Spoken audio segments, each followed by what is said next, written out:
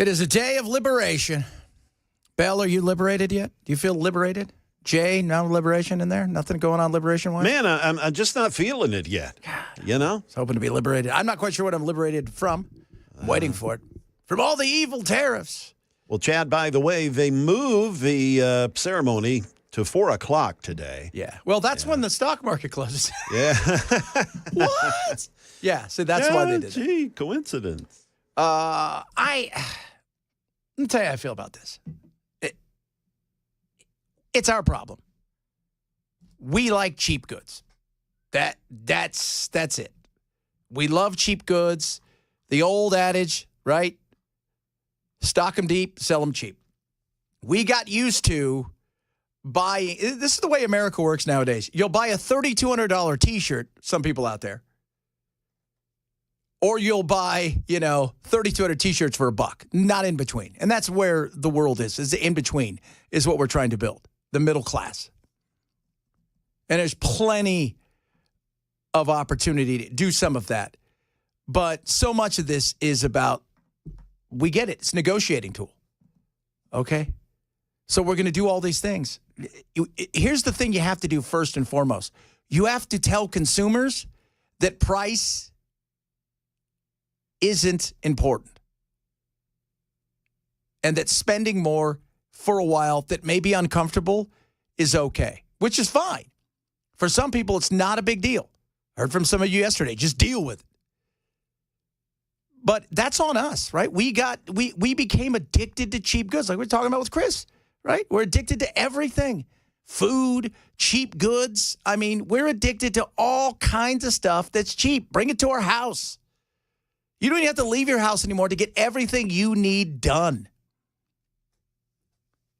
Everything. And the consumption is a big deal. But are you willing to pay a certain amount over? For some things, yes. For other things, not so much. You know that. Because if that's not true, then why would you get a bid on anything? If somebody's coming to your house. Because we are still a price point. We became a consumer nation. And a vast majority of where this country is, right? The Gen Xers, the millennials, the Gen Zers, we're super consumer based. A little bit of the baby boomers, some of them who remember mom and dad from the greatest generation, maybe not so much. So you're trying to tell everybody, hey, this is what we got to do. And older generations like, well, I understand why we do this. Younger generations like, nah, I don't want to pay more for crap. Because crap has become so indispensable. When I was a kid growing up, and many of you listening, man, your TV weighed 400 pounds. And if it didn't work, you took it to the TV repairman. Of course, you need 8 people to help you get it on the car, the truck. Am I right? Your grandma would be like, can you come over and help me get the TV in the car? Big console unit with... It's huge, right? It was super expensive. Now, your TV breaks, you're like, crap, throw it away, go up the street, get another one for $2.99. I was literally thinking about that the other day, about how when you buy it, I mean, nobody looks at $300 as throwaway money, but you're also not going to spend $600 to fix something that only costs $400. Exactly. Yeah. My mother, she lives in Orange County, California, Cypress. It's like right next to Long Beach, so that's LA County in there. They still have a TV repairman. I have no idea why. But he also fixes things like vacuum cleaners and stuff like that. It's like one of those things where I think he owns the little mall that he's in. He just likes to feel like he's passing down. I never see anybody in there, or it's a drug front. That could also be the other thing. They're laundering money through there. You're not fixing. The things we need are more expensive. The things we want, which is what we do is consume, is cheap. Bell's right, man. You're not spending $600 on a $300 TV. I was in Target the other day. I get like a 60-inch TV for $429 or something. Why would I fix another TV? It's not worth it. It isn't. And you also have to include in the hassle of getting it there, taking time out of your day, going and picking it up. It's just it's literally not worth the effort unless you're just so rich that it doesn't matter to you. And if you're that rich, you're just going to go buy a new TV anyway. There's the problem with, we have gotten so addicted to cheap goods because cheap goods are disposable. And yeah, it'd be great to keep a TV for 25 years, but you're not going to do that anyways. And the reason is because unless technology stops here, your TV will be obsolete in 2 or 3 years. I've bought 3 TVs in the last 2 years because 2 of them my cats knocked over and smashed the screens. Damn cat. So I had to learn the hard way. But when normally, 20 years ago, I would have been like, oh, crap, this is going to break the bank. And now it's like, no, I just go spend another $300 and I get myself a new TV and I curse my cats while I'm doing it. And the TVs weighs 8 pounds, right? You're just walking in. It's you don't need 9 people. I mean, I remember trying to move my grandmother and my parents' TV, and it's in oak. They're like, I got a great idea. Let's put giant pieces of glass in oak with what seems like an engine for a car in the back. It had the old CRT tubes in it, which were just gigantic. We just like the cheap goods, and that's not going to change. So if you really want to make things work here in America, it's about changing our attitude as much as it is anything else. We crave cheap crap. And everyone who says no, I can hear people say no all the time. How many times a week do you have Amazon cruise to your house? So many times, I'm sure. I just got new shoes yesterday. You know when I ordered them? Yesterday morning. It was awesome. What took so long? We weren't home. We went to Topgolf last night. But I'm stoked. I got new shoes. I'm pumped about it. They're great. They cost me $20. They're great. Oh, anybody fall off the? No, I don't think so. I don't think anybody fell off the window and bounced back in. Did Jack have a good time? Jack loved it. So I took my son yesterday. Say there's a perfect day. Here's something. So damn. I love Topgolf. It is expensive as hell. I was like, geez, Jack and I could have played a really nice course for that. What was it for the 2 of you? It was the full family. It cost us like $300. Wow. Yeah. My wife had a couple drinks. Then buy a new TV. Food. We could have bought a new TV, right? Could have bought a brand new TV for that. But, we spent like 2.5, 3 hours out there, and we got a lot of food because we fed all the kids. They're expensive. I got to feed them apparently. And it was a great time, but it's expensive. I always tell when people go to movies, I'm like, how do people do it, man? Normal family of 4. I hear about how close to the line everybody is, but it's expensive to do a lot of stuff. We're addicted to stuff. We're addicted to a lot of things. And I'm telling you guys, that's the one thing, a takeaway. I don't know how, and the other thing is too, like let's bring back manufacturing. There's no promise that those jobs are going to be done by human beings, right? There's none of that. And the other thing, and I think this is important, is I was trying to explain to Chris, is as an investor, if I don't know that those things are going to stay there, meaning the tariffs, it's hard for me to want to invest in certain things if eventually the tariffs may go away.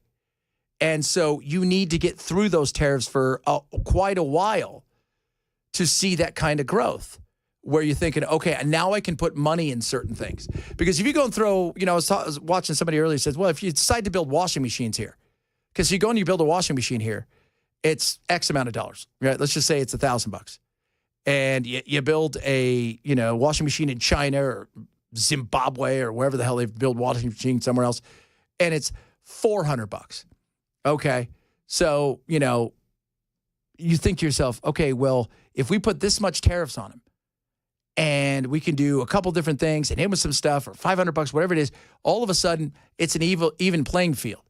I would invest in that, but I want to make sure that it's going to be there for a couple of years, because what if they put those tariffs in, I invest money, and then a month later, Trump says, no, I don't want to do that. Or even the next administration says, no, I don't want to do that. All of a sudden, you've just invested in something that's so damn expensive to produce that it's not worth it. And that's how you lose your money. So there's a lot that goes into this. And yeah, it's a negotiation tool. Hell yeah, it's a negotiation tool. It should be. And some of these countries have definitely lived high on the hog off the United States of America in a few ways. It's not just about this. Their military might that we give them, we forget that. Absolutely, we forget all about some of these things. The protection that, Europe gets. Hey, kids, you get a lot of protection up there. And that isn't because your military is so awesome. You know, one of the things that came out of that whole Signalgate thing was the fact that Europe can't defend itself from the Houthis and the Iranian missiles that are better than, a bottle rocket. But the fact that you can't defend your ships is kind of sad. Very sad. So we got a lot of stuff to talk about today. I'm going to piggyback a little bit later, too, on because I'm doing a thing, like a special tomorrow about the adolescence show that's on. It is very interesting.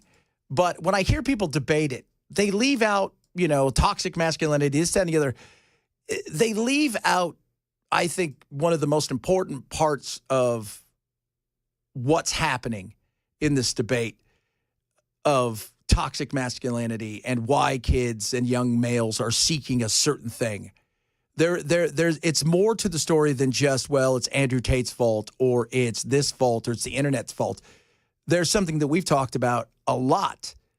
And it's interesting in this show, which, by the way, is very fascinating from an acting point of view, it's captivating as well. One of the interesting things about it is they do it in one shot. So think of the actual, what would you call it? The not even just the scene, the entire, it's almost like a play each episode. And they do it in a single shot. So they rehearse it a whole bunch and then it's a couple cameras and they go. And that is crazy. A lot of other stuff to get to today as well. Reach out to us across all of our social media. Check us out on YouTube. Like there, subscribe there. Like. You can tweet at us. You can also tweet at me, at Chad Benson Show. Check us out on Twitch, Twitter, and Facebook as well. This is the Chad Benson Show, Super Talk 99.7.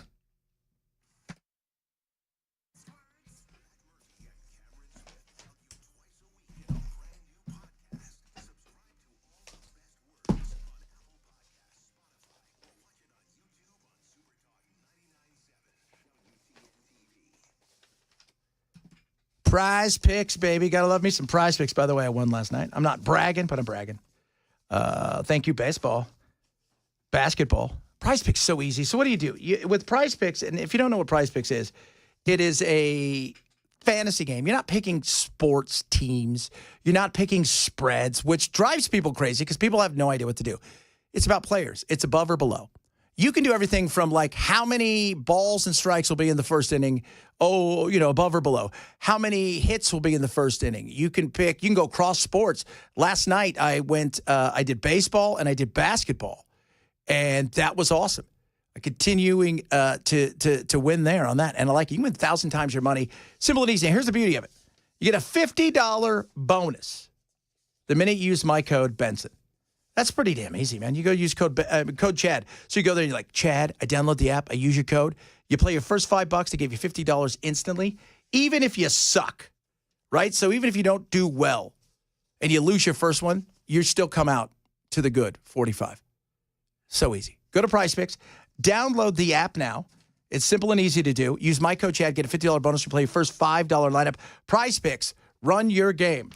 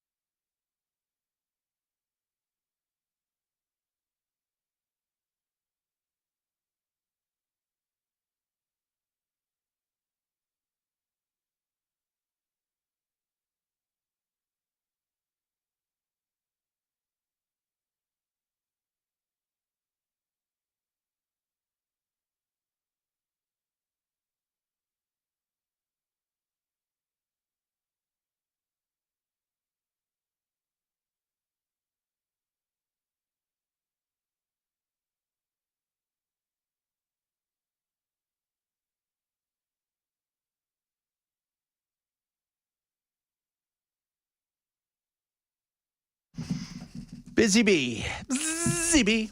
Busy Bee.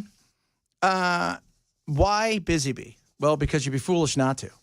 They're amazing. They're incredible. They're going to treat you incredible. They treat my wife incredible. I'll tell you that. It's pretty awesome because they'll put up with a lot of her crazy questions about all kinds of things. But let me tell you why.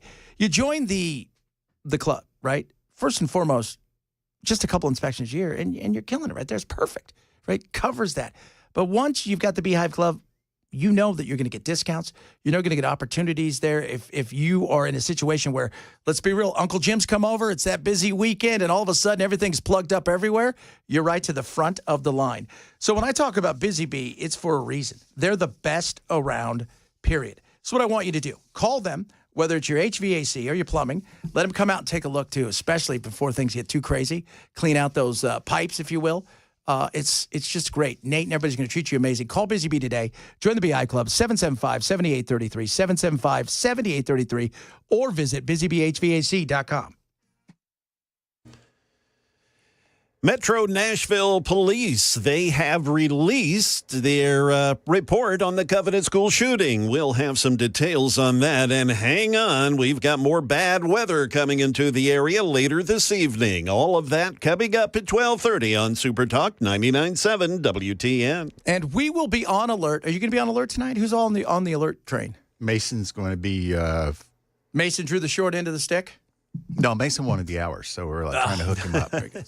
Well, that's cool. So tonight, just in case, what time, Jade, what time do you think things may get a little hot? Well, they are saying that primarily the northwestern part of the metro, up toward Clarksville and all that, will probably get the brunt of anything that may blow through here. But they're saying about 8 o'clock tonight is when all the fun should begin. Mm-hmm. Yeah. Could be crazy. So be prepared for that. It's always scary when this stuff happens at night, when it's dark, It's scary, right? Yeah. I mean, that's like in the middle of the day, you can, especially, like with the tornadoes, everybody's awake. You have a sense of what may happen, but at night, not quite sure. Yeah. Can't see anything.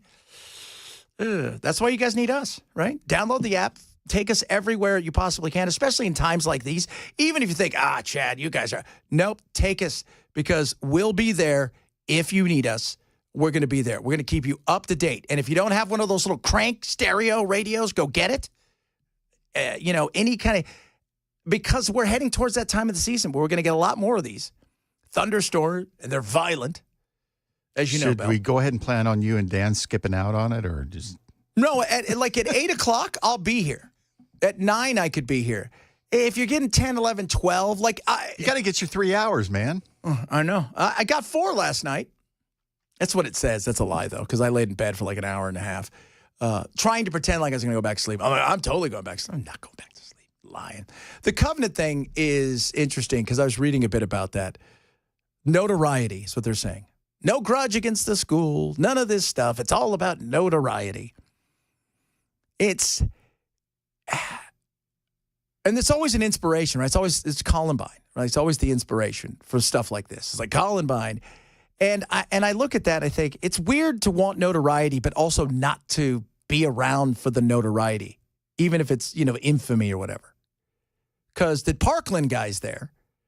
And it's just, if that's your goal, which is a sick, twisted goal, how people get to these positions where they think in some weird, twisted, sick way that this is going to even out life. You're mad at life.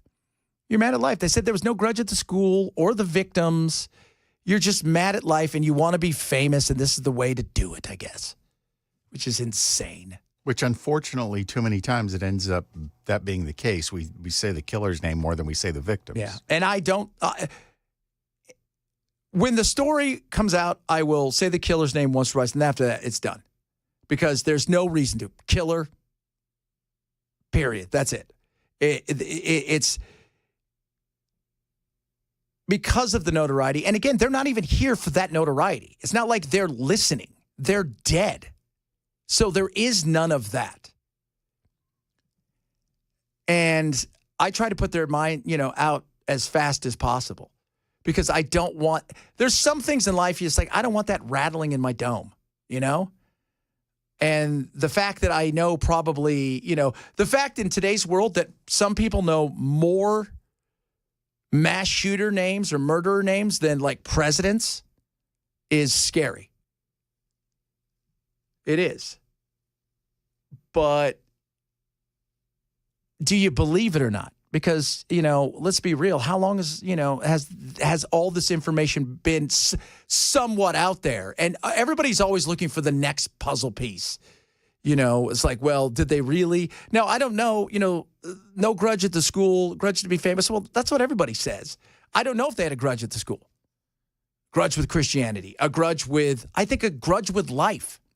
That person had a grudge with life. And this is their way to take out all the pain and anger that they think that life has caused them. It's, well, you know what? You're smiling and these people seem to be happy and this over here. So I'm going to go and I'm going to hurt the thing or try to kill the thing or disrupt the thing that other people seem to be okay with because I'm pissed and angry. Yes, I can't have that, so I'm going to take it from these people. Yeah, you had a smile and I don't want you to smile. Or you're laughing. Or you have a mom and dad, or whatever it is. And it's that, it's that revenge. And it's interesting because Val Kilmer passed away last night. We'll talk about that in a little bit. And I remember in the movie Tombstone where they asked him, why did God make somebody like, Johnny Ringo? And he, what's his deal? And he said he's just got a great big hole in his heart, great big hole in him. And no matter how much he kills, no matter how much he does, he never makes up for whatever's there. And I think a lot of that is true. And this, whether you believe it or not, at this point, what else are you going to do? Like, you're not going to get every piece of information you think you're going to get. And even if you get it all, unfortunately, at this day and age, with us being so skeptical, you're always going to think if it doesn't fit a certain narrative, that there's more out there. It's got to be more out there. It's got to be more out there. Coming up, a little more on tariffs. We got a bunch of other stuff to get to today. Man, we got so much stuff. Talk a little bit about Val Kilmer. What was his best role? Let's get into that. Tombstone. Yeah, I think so too. But we'll talk about it because he played a lot of parts that I don't think people realize. People forget he was a Batman. Yeah, and I loved him as Jim Morrison. I mean, he was Jim Morrison. Well, he definitely got into that part. Oh, big time. Yeah, but I think for a lot of people, it was 3 words that changed everything. We'll talk about that. A bunch of other goodies to get to. If you're missing the show, grab the podcast. It is the Chad Benson Show. Super Talk 99.7.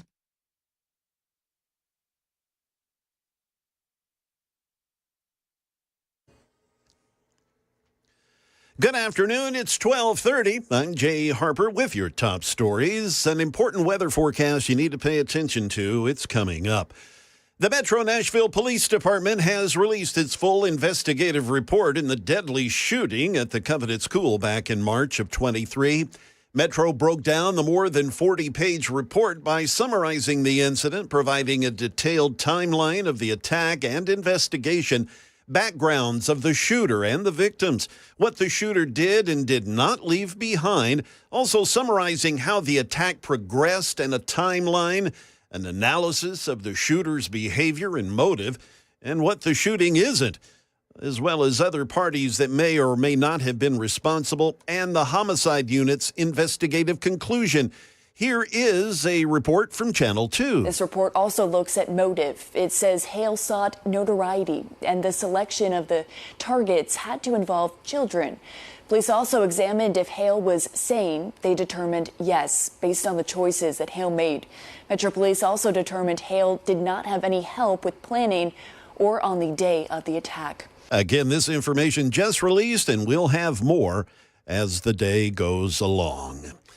Well, again, the weather forecast, it is rather interesting. And if you have yet to potentially make some preparations for the severe weather that may be coming through the area, it would behoove you to perhaps just listen to our forecast. We'll have it coming up for you to tell you the specific areas that may be kind of in the target of all this. It's due to happen about 8 o'clock tonight.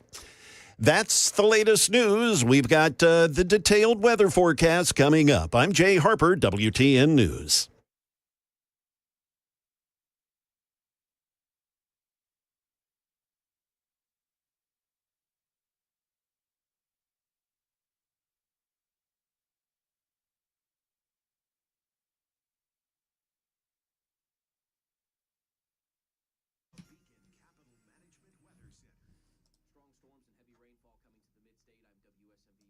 Warm and windy today, though. Temperatures in the 80s this afternoon with wind gusts near, if not over, 40 miles per hour. This evening and overnight tonight, the risk for strong to severe thunderstorms with flooding, downpours, damaging wind gusts, even a few tornadoes. High as Nashville, but everyone needs to stay weather ready.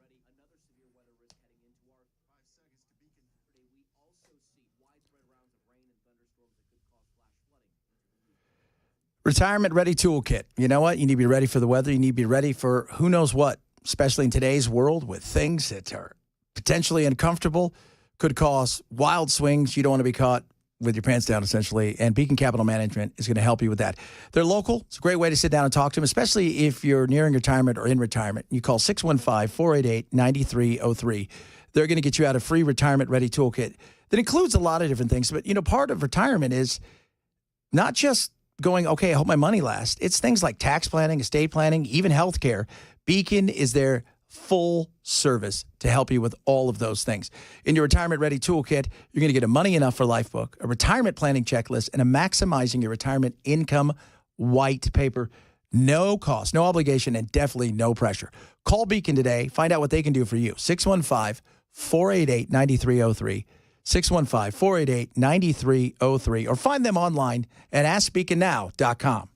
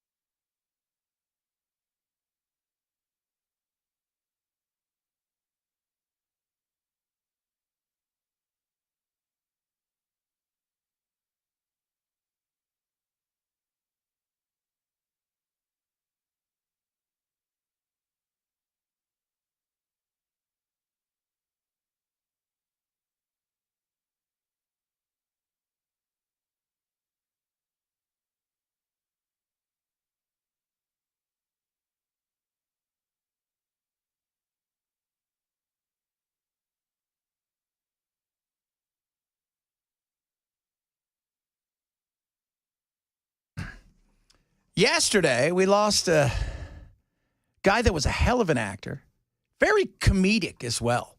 His first two movies, Top Secret and Real Genius, brilliant. I love those. Love those movies. But Val Kilmer was incredible. In the last several years, he really struggled, especially with throat cancer. And then he had surgery. The surgery on his throat, again, to help something ended up going poorly. That's why he had to have a trach and he couldn't talk. He eventually passed away of pneumonia. He struggled for years, though. But, man, brilliant. Hollywood is remembering Val Kilmer, best known for his roles in Batman Forever and The Doors. Born and raised in Los Angeles, Kilmer broke onto the Hollywood scene in the 80s, starring in comedies like Real Genius and Top Secret. Oh, I'm sorry. I really don't know any German. I know a little German. He's sitting over there. In 1986, he played Tom Cruise's rival Iceman in Top Gun. Yeah, he did. But for all of the things, and he had some notable roles. He was, as I said, Jim Morrison. That was arguably his biggest, break. And that was huge for him. He was in Batman, which he got off the back of a movie that really, for all of it, for the Iceman stuff and for Batman and for Jim Morrison and, you know, was it Kiss Kiss Bang Bang and all of these things that he did. Nick Rivers, right, when he's playing the secret agent in Top Secret, for all of those things. It was a part about a Louisiana dentist who happened to be one of the great gunslingers and poker players of the Wild West, and his relationship with Wyatt Earp, and his on-again, off-again love affair with Big Nose Kate. But it was one scene in particular that defined everything, really, when it came to his career. The 1990s. Well,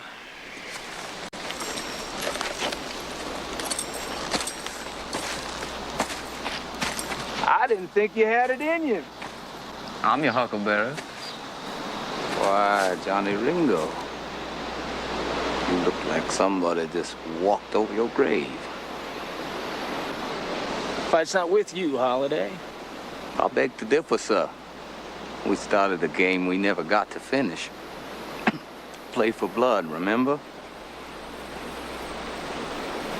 I was just fooling about. Say when.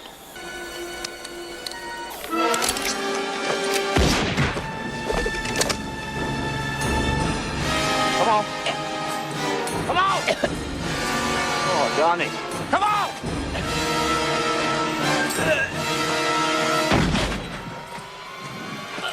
You're no Daisy. You're no Daisy at all. Poor soul. He was just too high-strung.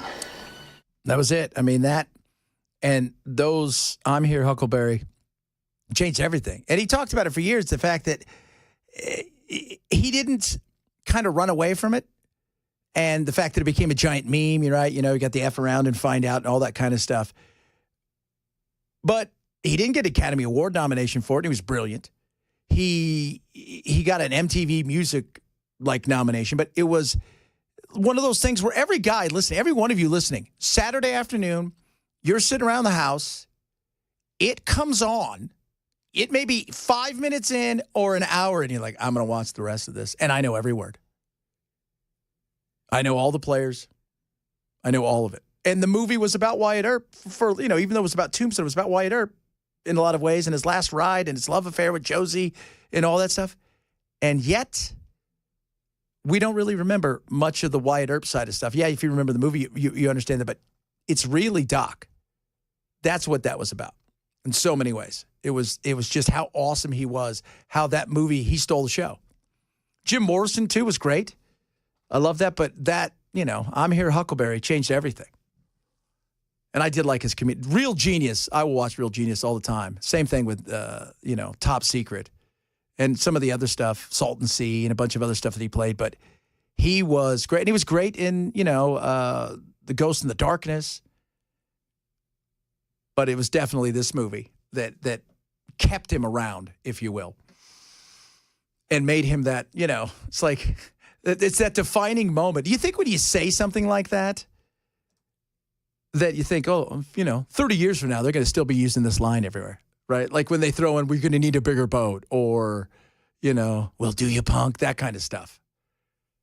You think, oh, yeah, I'm going to be a meme. You don't even know what a meme is. It's not a space station. These are not the droids you're looking for.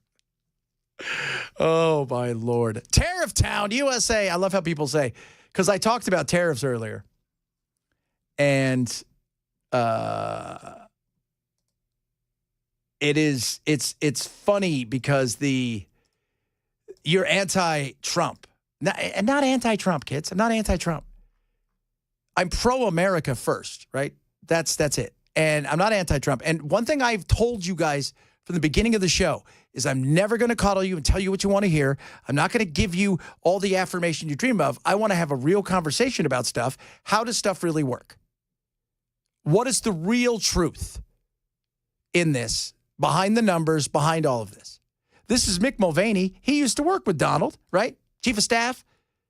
He's got an op-ed was talking about today about, like, is this realistic to get, you know, all the numbers and stuff that he's talking about? Basically, we import about $3 trillion worth of stuff to generate $600 billion a year. You have to have a 20% tariff on everything, and that math adds up until economics and human behavior kicks in, which is what the Trump administration is counting on, is for people to stop importing stuff and to start buying stuff that is made here. They're also trying to encourage people, businesses, to set up manufacturing here so that we can buy stuff made here. And the more stuff you buy from here in the United States, as opposed to, say, from China, the tariff money goes down. So the point of the article, my point now, is you can't have it both ways. You can't say that tariffs are going to generate a huge number of American jobs and reinvigorate American manufacturing and say it's going to generate $6 trillion worth of revenue.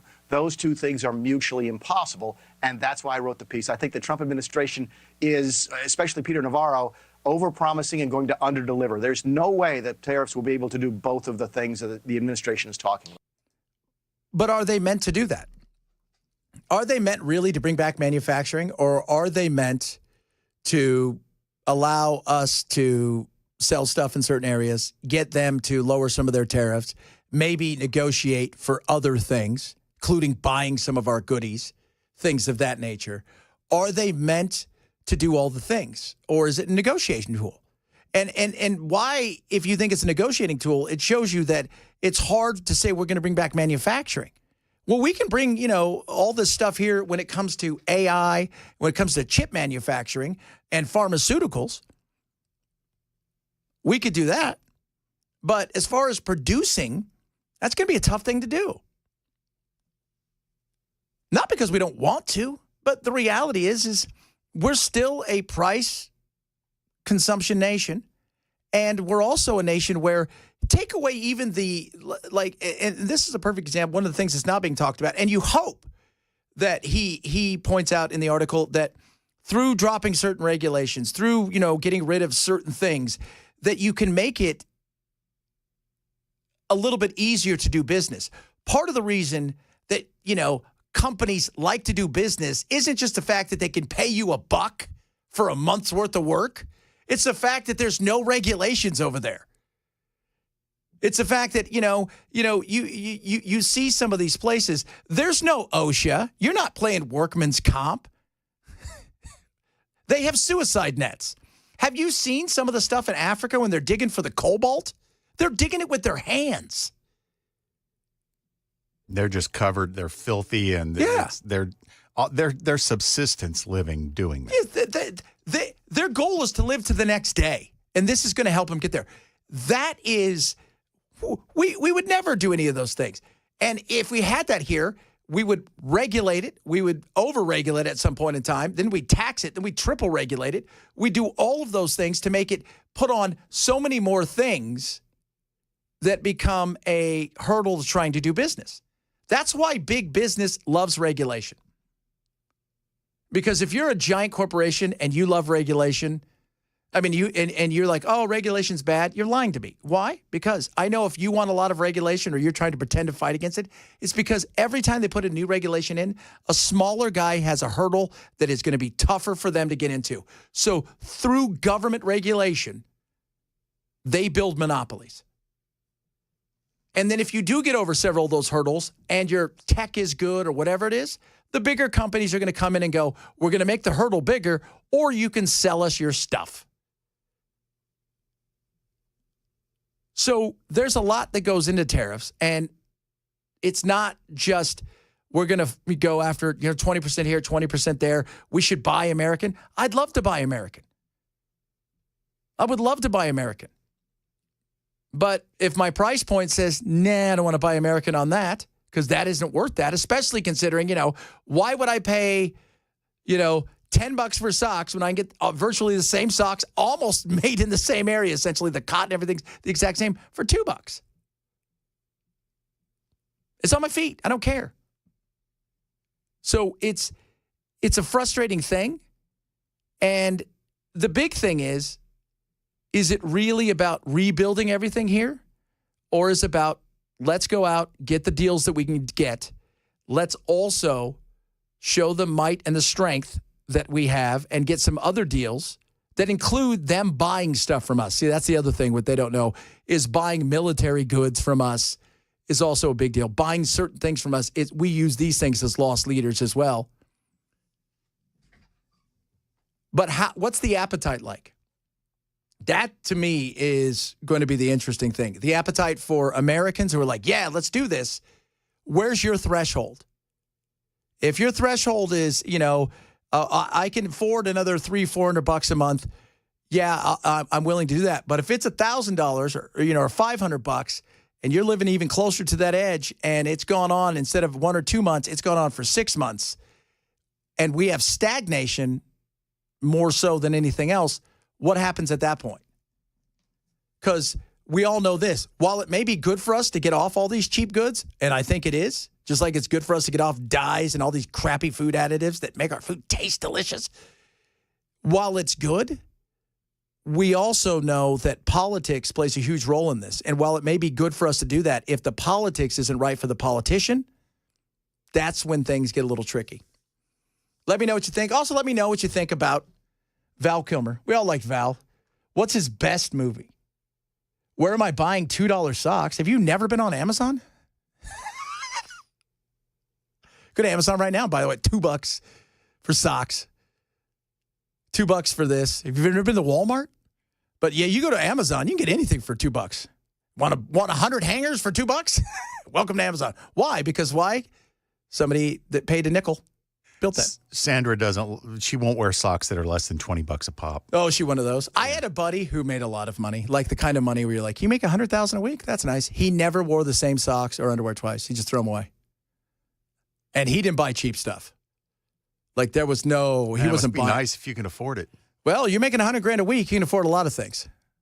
You can afford a lot of things. That was back in my investment days. Much different time. Much different time. Got some of your texts coming up. I'm promoting slavery. That's a good one, too. I'm promoting slavery. Did you hear me? I'm promoting slavery. Bell, get to work. I've been getting the whip cracked on me for months now. Oh, my Lord. Coming up, a lot of good stuff still to get to. Some of your texts, too, about Val Kilmer, his greatest movie roles. He was in a Batman, and he played the role okay, but the soundtrack was more popular than he was. I ran into him in London filming that. He was a big dude, but he was standing next to Cindy Crawford. She's a big lady. That's what I'm telling you. Very tall. It's Chad Benson Show, Super Talk 99.7.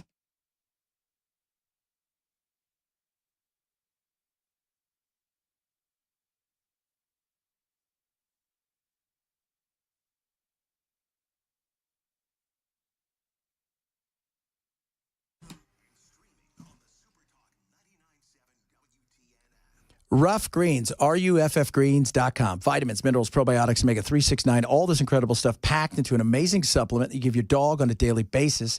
Right now, you can get a Jumpstart trial bag of Ruff Greens for free. It's a 1 scoop a day into your dog's food, and watch what happens. All they ask you to do is cover the cost of shipping and take the 90-day challenge. Now, over the 90 days, you're going to see your dog in the first 30 days, tons of energy, and the coat's going to be shinier. By day 60, much more limber when it comes to their joints because of the live enzymes. Better immune system and a fuller coat without the shedding. And by day 90, your dog is going to have better heart health, tons of energy. Their movement and mobility is going to be incredible. It's like having a whole new dog. Plus, their immune system, you watch how strong it gets. It's incredible. Try a Jumpstart trial bag of Ruff Greens and take the 90-day challenge. 1 scoop a day. Watch what happens. Your first bag, it's a $20 value. You get it free. Just cover the cost of shipping. ruffgreens.com/Chad. Use my code Chad. Ruffgreens.com, code Chad.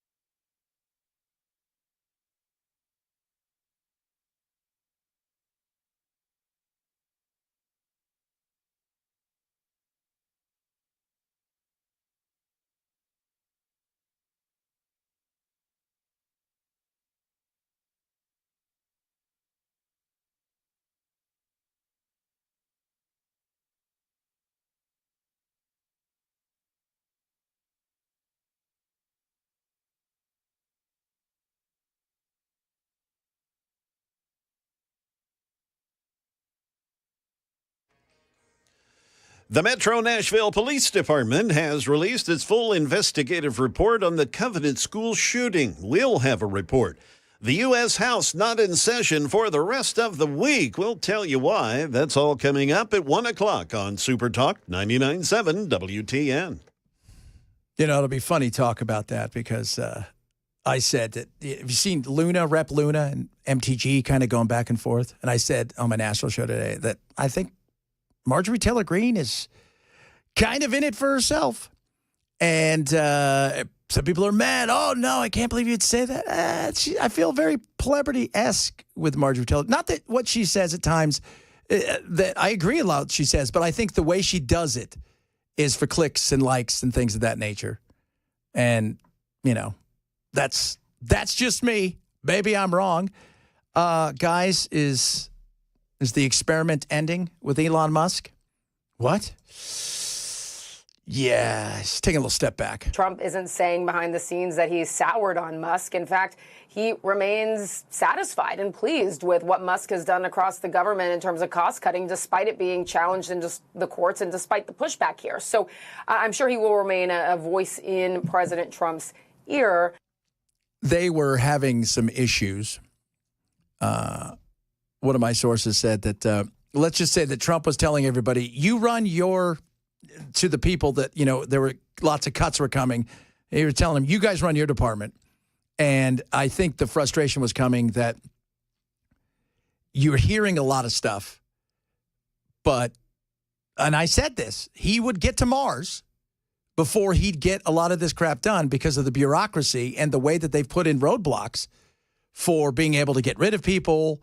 And I'm not even just talking about Congress having to actually do something and eliminate some of these places. I'm talking about how some of these unions have put themselves in such a position with the power that they've had through Democratic administrations to strengthen themselves and give themselves such protection that trying to eliminate some of these positions would virtually be impossible. Says he's still going to be around, but taking a little step back and having to focus, I'm sure, on Tesla as well. The timing of this in terms of what our sources are telling us that Trump is saying privately to advisors today is significant because, of course, it comes on the heels of that Wisconsin Supreme Court race where the Democrat there won. And we know that Musk poured millions of dollars. Musk and his groups poured millions of dollars into that race. And I think last night probably stung a little bit, too, right?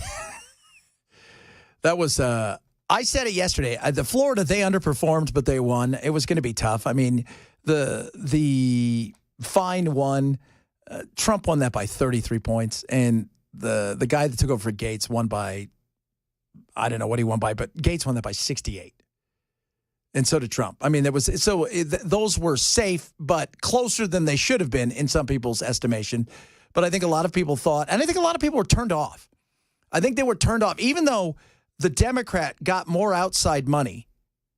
The reality is the way that I think Musk handled a lot of that thing with that judge was a lot of people in Wisconsin thought you guys are coming here to buy something, even though the Soroses of the world, I mean, nobody put in as much money as Musk did as a singular person. But I think there was a feeling there that you're coming here to purchase something. And because of that, no, you get a little bit of pushback there.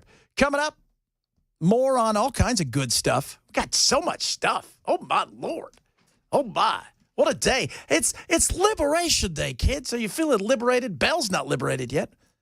We liberated him of his head. If you're missing the show, go to the podcast. It is the Chad Benson Show, Super Talk 99.7.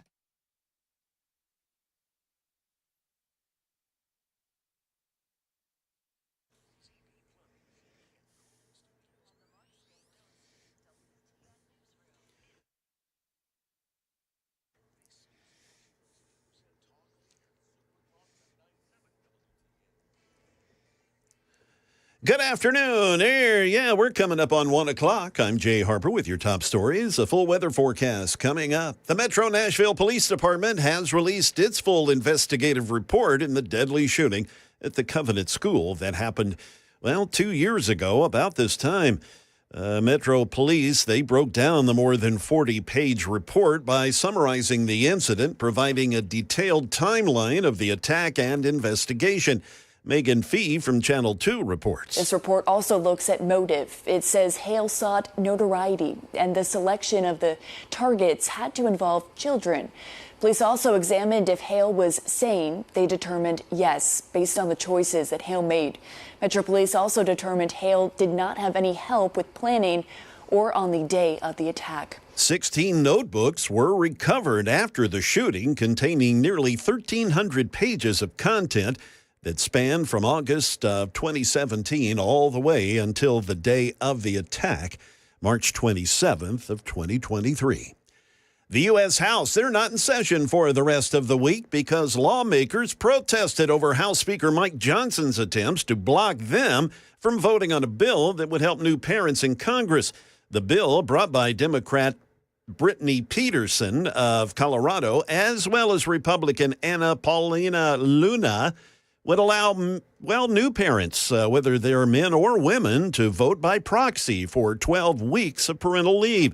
Speaker Johnson and other Republicans claim that proxy voting is unconstitutional. They had gotten those signatures, but Mike Johnson tried to end run them from even doing that and pass this procedural move that would have cut them off essentially at the knees. And what Luna and Pedersen did was they got 9 Republicans, 8 plus Luna, to join with all Democrats to vote against Johnson on a key procedural vote and essentially paralyze the House floor as a means of protest to support this legislation. That is the latest news. Weather is next. I'm Jay Harper, WTN News.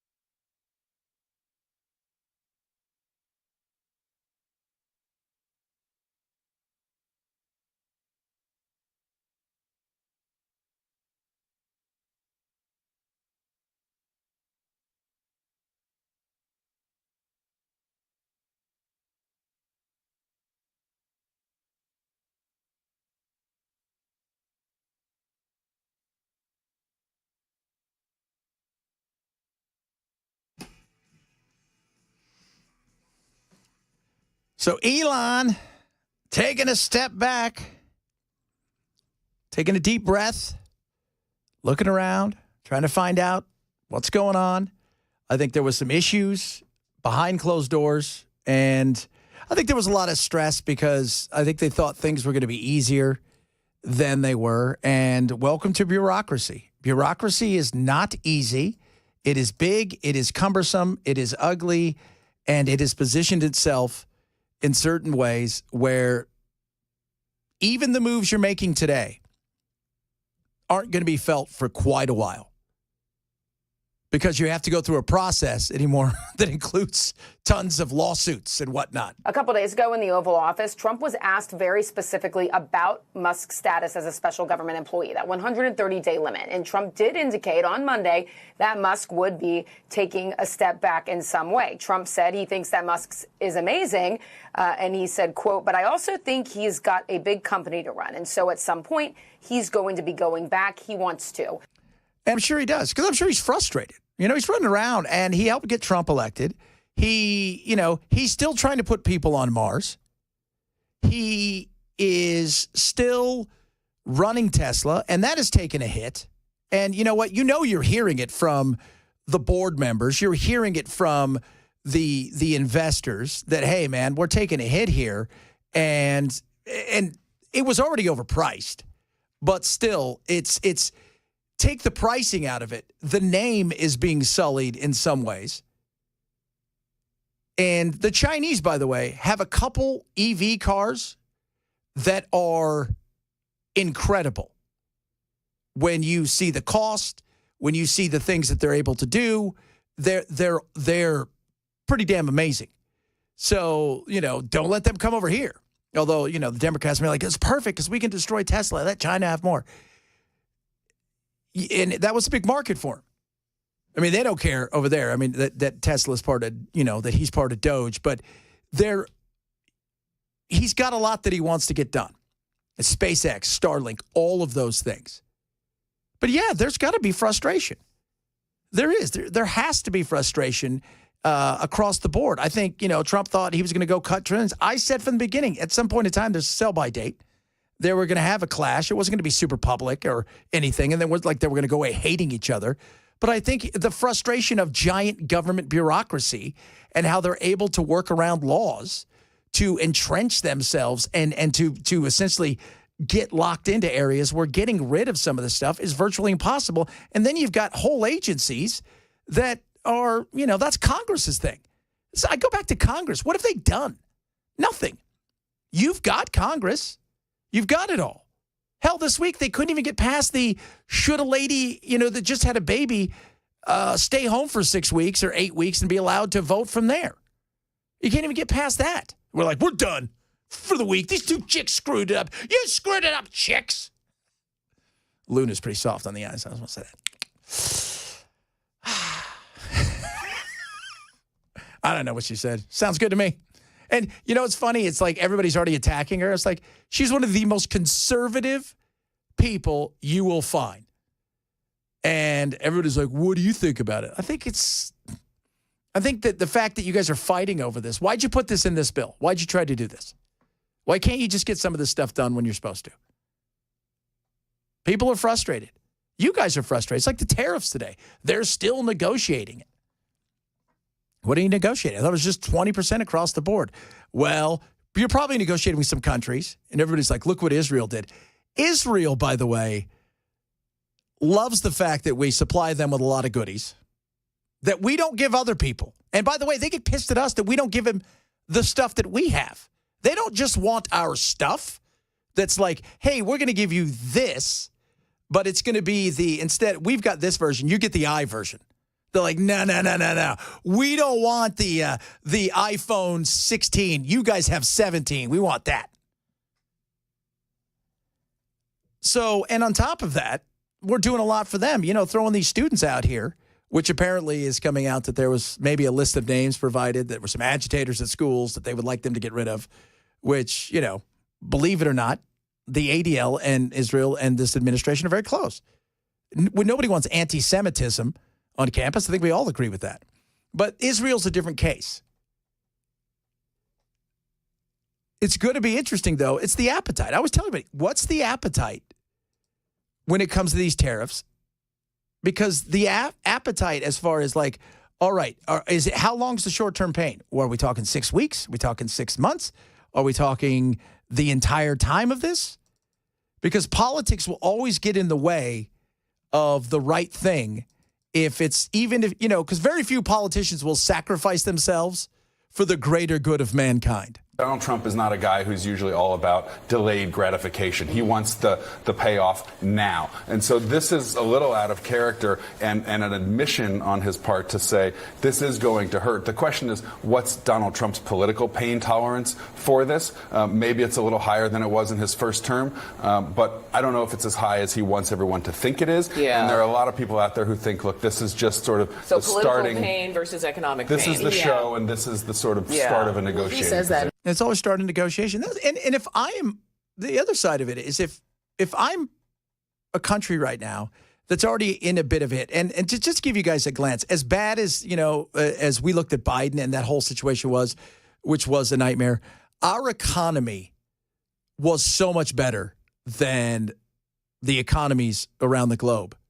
Our economy was, look at our market. Look at our stock market. Look how insane our stock market is. We are so overvalued in a lot of ways in many of our stocks. But you go and look at other countries. I was reading a thing today. With China, since 2009, their stock market's up, I think, 3%. Yet, look how their life has changed in certain areas. You can go look at other parts of the globe where there's no money in it. Nobody's putting it. We have a vast majority of the globe's wealth in our stock market. That's why Trump looks at the stock market. It's a big deal to him. Well, especially with your 401ks and all those kind of stuff. But if I know that you're only in it to negotiate with me and you're taking on everybody. See, you're not just taking on a singular person. You're taking on the whole group. So you've opened up a front for everybody.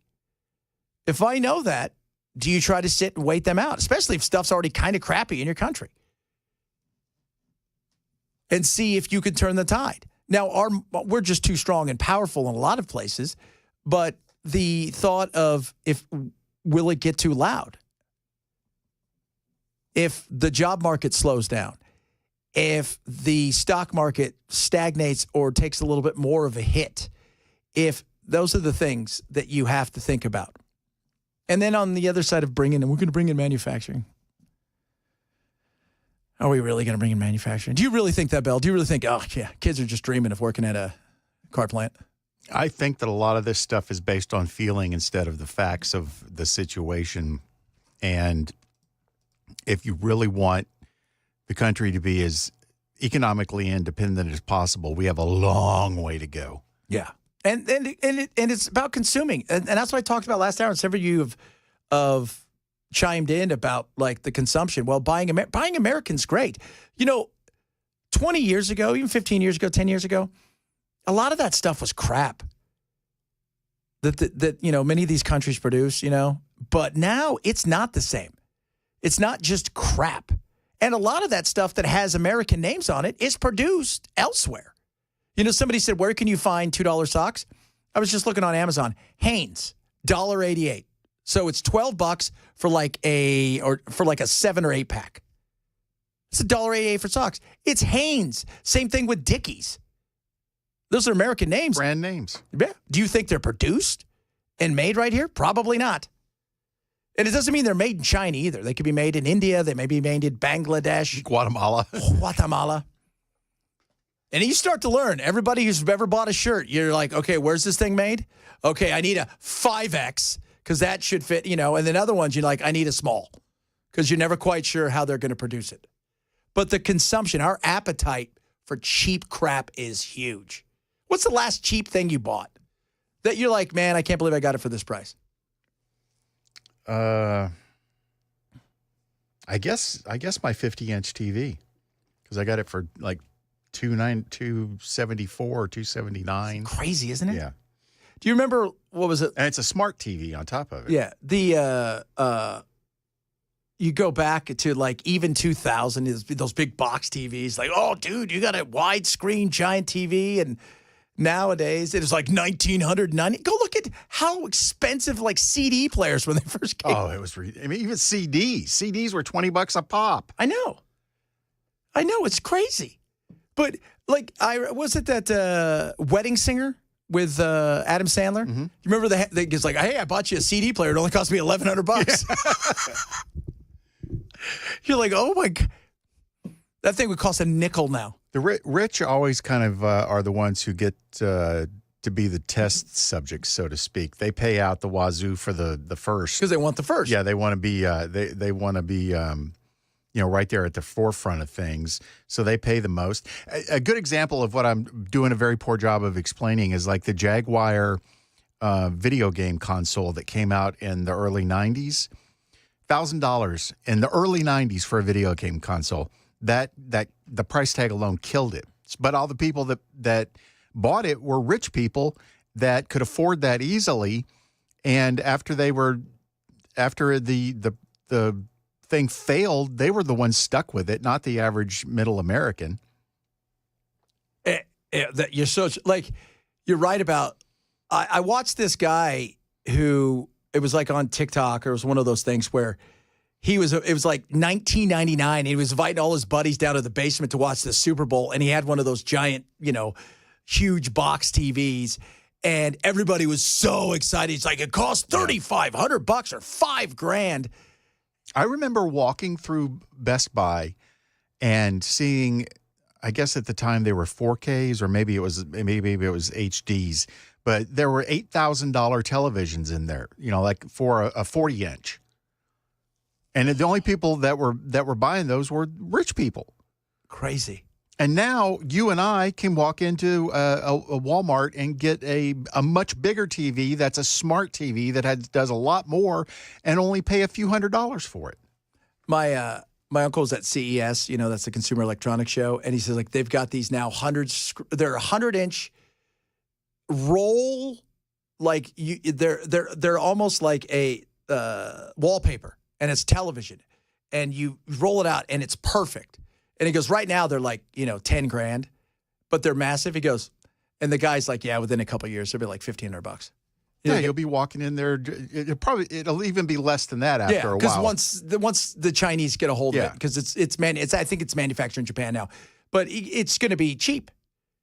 And a lot of people are like, well, these cars and these things that the Chinese and the Indian stuff make, it's not the same anymore. It's not the cheap crap that it used to be. It's not because so much of it is manufactured at times literally in the same building. I mean, I've seen that with like Birkin bags and stuff. They're in places where you're buying a bag that looks like a Birkin. They're also cutting the same leather they're going to use it and manufacturing it over here just across the street. It's virtually the same. The difference is one says Birkin on it. Ooh. I asked everybody, what's your last thing that you bought that was super expensive? And so Rick said I spent $1,500 for a head unit and 10 disc CD changer. In 1989, and that was probably a decent price in 1989. Oh, man. I remember one time I saved up a bunch of money and got myself one of those stereos that you can pull out because I didn't want to get stolen. My car was worth like $1. Pull the face off of it? Yeah. My car was worth like $1.50. It was like it was a VW Rabbit that I couldn't close the sunroof anymore. But I had like a $400 stereo in it. Like that $400 stereo would be a nickel now at the swap meet. They'd take the stereo, leave the car. That's exactly it. We don't want this stupid car. It's stupid. It's horrible. Oh, my goodness. You could even go back to VHS players. Oh. And remember Betamax? Oh, of course. And the Betamax, which everybody agreed was superior in quality, but it cost so much that the VHS players, won out. When I was a kid, nobody had VHS players. You had to go rent it. Oh, yeah, that too. That was the other thing. It's like, Mom, we got to get to the store before they're all gone. And it's like now if you have a VHS player, it's like I wouldn't even know what to do with it. I remember us having weekends where we would rent a VHS player and get some movies and have kind of like movie weekend. Yeah. But if after a while it gets to the point where that $1,800 VHS player gets down to about $199, and you don't think twice about spending $199 versus $1,800. Yeah, and they also got smaller too, because I remember when you first rented, they weighed 700 pounds. Oh, they were boat anchors, man. You could have thrown one over the side of an aircraft carrier and it wouldn't have moved. It's like, don't set it on the TV; it's going to break it. And remember, guys, rewind. Yes, be kind, rewind. Absolutely. Coming up, more of this good, fun stuff. We're talking about all kinds of stuff today. I want to talk a little bit more of Val Kilmer, passed away. Some of you chiming in on the best movies that he ever did. Passed away yesterday. He's only 65 years old. Died of pneumonia, but he had battled for a long time a lot of stuff, especially cancer. We got some other stuff coming up as well. Eric Adams, more on Elon Musk. Not out, but kind of out, taking a step back from Doge. Somebody said he got doged, which is kind of funny. It's Chad Benson Show, Super Talk, 99.7.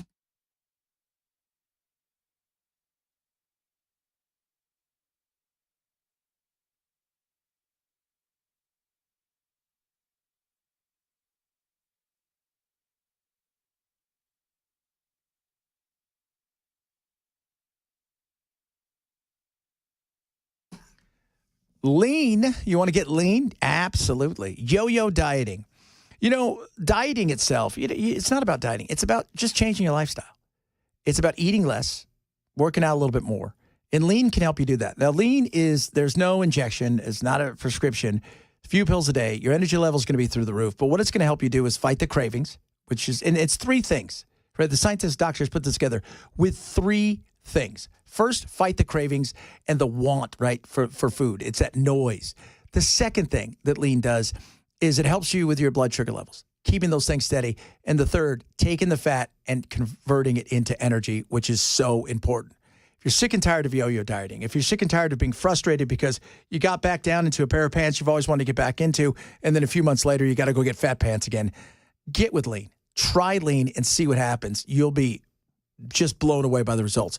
Go to takelean.com and use my code Benson20. That's Benson20. You're going to save 20%, and you watch what happens. Go to takelean.com right now. Use code Benson20. Takelean.com.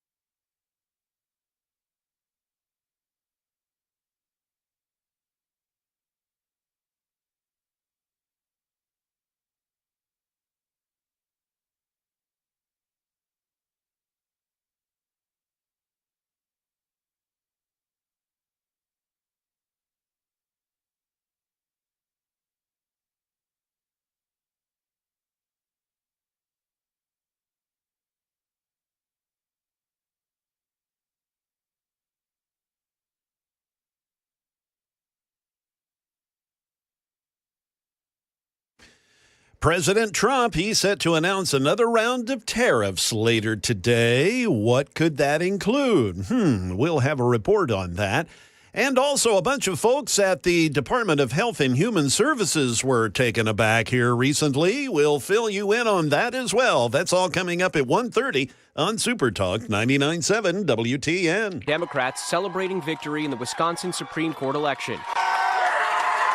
Judge Susan Crawford, who led legal fights to protect abortion rights and oppose voter ID, defeating Brad Schimmel, the one-time Wisconsin Attorney General endorsed by President Trump and Elon Musk. As a little girl growing up in Chippewa Falls, I never could have imagined that I'd be taking on the richest man in the world, and we won! The race was the most expensive judicial race in U.S. history. Yeah, that Elon threw some money at it. I think he threw a total of $12 million. It was like $90 million that came in there. There were several PACs on both sides, and the Democrat had more money than the Republican. Remember, this is nonpartisan. You're not supposed to know if they're conservative. We know who's conservative and who's liberal. That's not hard to see. I mean, she was the lawyer for Planned Parenthood. I think we knew where she stood. And this is all about districting and how they draw up the districts. And if you've ever seen districts, some of them are very entertaining in the way, some of the way they try to draw stuff up. You're like, all right, so these 9 blocks are yours right here. And then you skip 9 blocks and then the other 9 blocks are yours. It's like, okay, come on. And why it's important is because how close the race is. Every year now. We're essentially a 51-49 country at this moment in time. And while a lot of people are worried, Republicans, well, they're going to redistrict and they're going to be able to get a couple seats. First, here's the way this is going to work. If this time next year, the economy is roaring, right? Ukraine and Russia seem to be behind, that's all behind us. And maybe there's a little peace in the Middle East, but we don't guarantee any of that because that's always subject to change. But we're feeling good, right? We've got money and people are feeling good. Inflation's come down. Maybe the rates come down. It doesn't matter. It doesn't matter if there were all 7 people were liberals on that court. If they were all 7 conservatives on the court and the economy sucked and unemployment was up and inflation was still high and the stock market was struggling, it wouldn't matter. What matters is the economy and how it goes.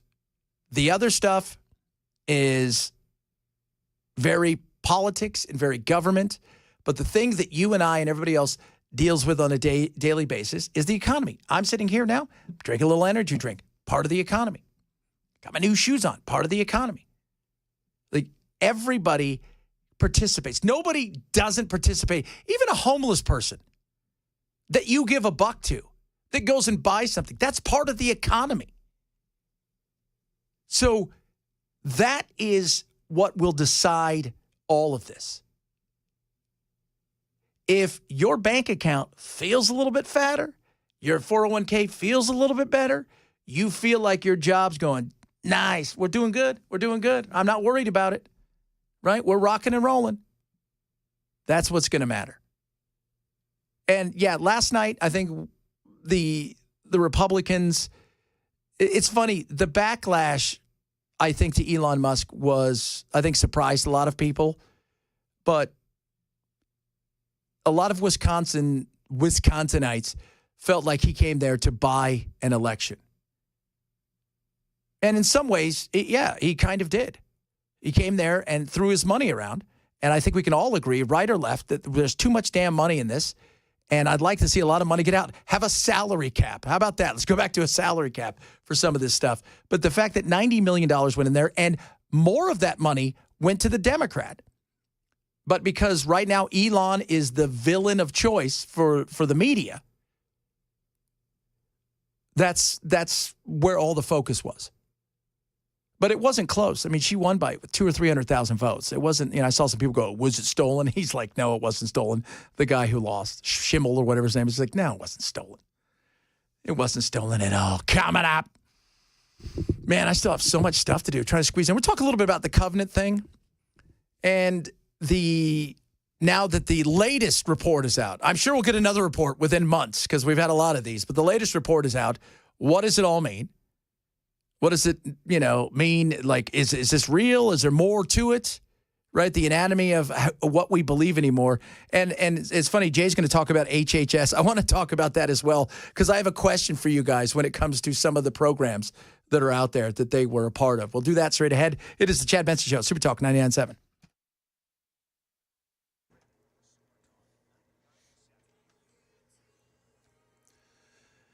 Good afternoon. It's 1:30, and I'm Jay Harper with your top stories. We'll get you a full forecast here momentarily. Well, today's a big day. President Trump set to announce another round of tariffs.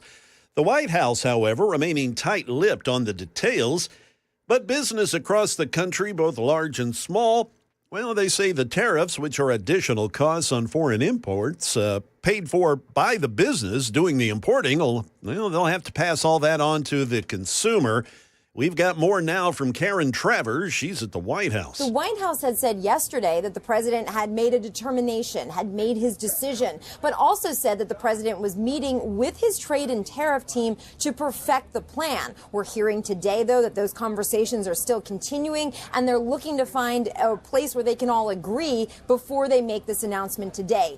About 10,000 workers at the Department of Health and Human Services, well, they're without a job. This follows 10,000 people recently taking early retirements or buyouts.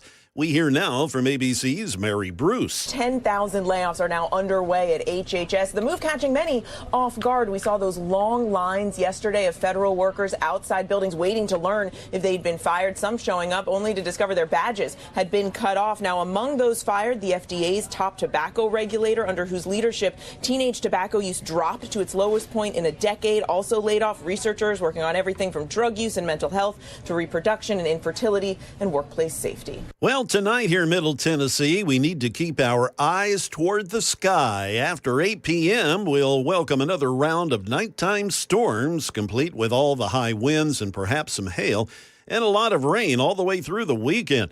Well, places like Hopkinsville, Clarksville, Waverly, Murray, and Paris, Tennessee, all between 8 and 10 inches of rain is possible. In all areas, there's a chance these storms may produce some tornadoes, so you need to keep it here. 99.7, we'll get you all the latest info. That is the latest news. Weather is next. I'm Jay Harper, WTN News.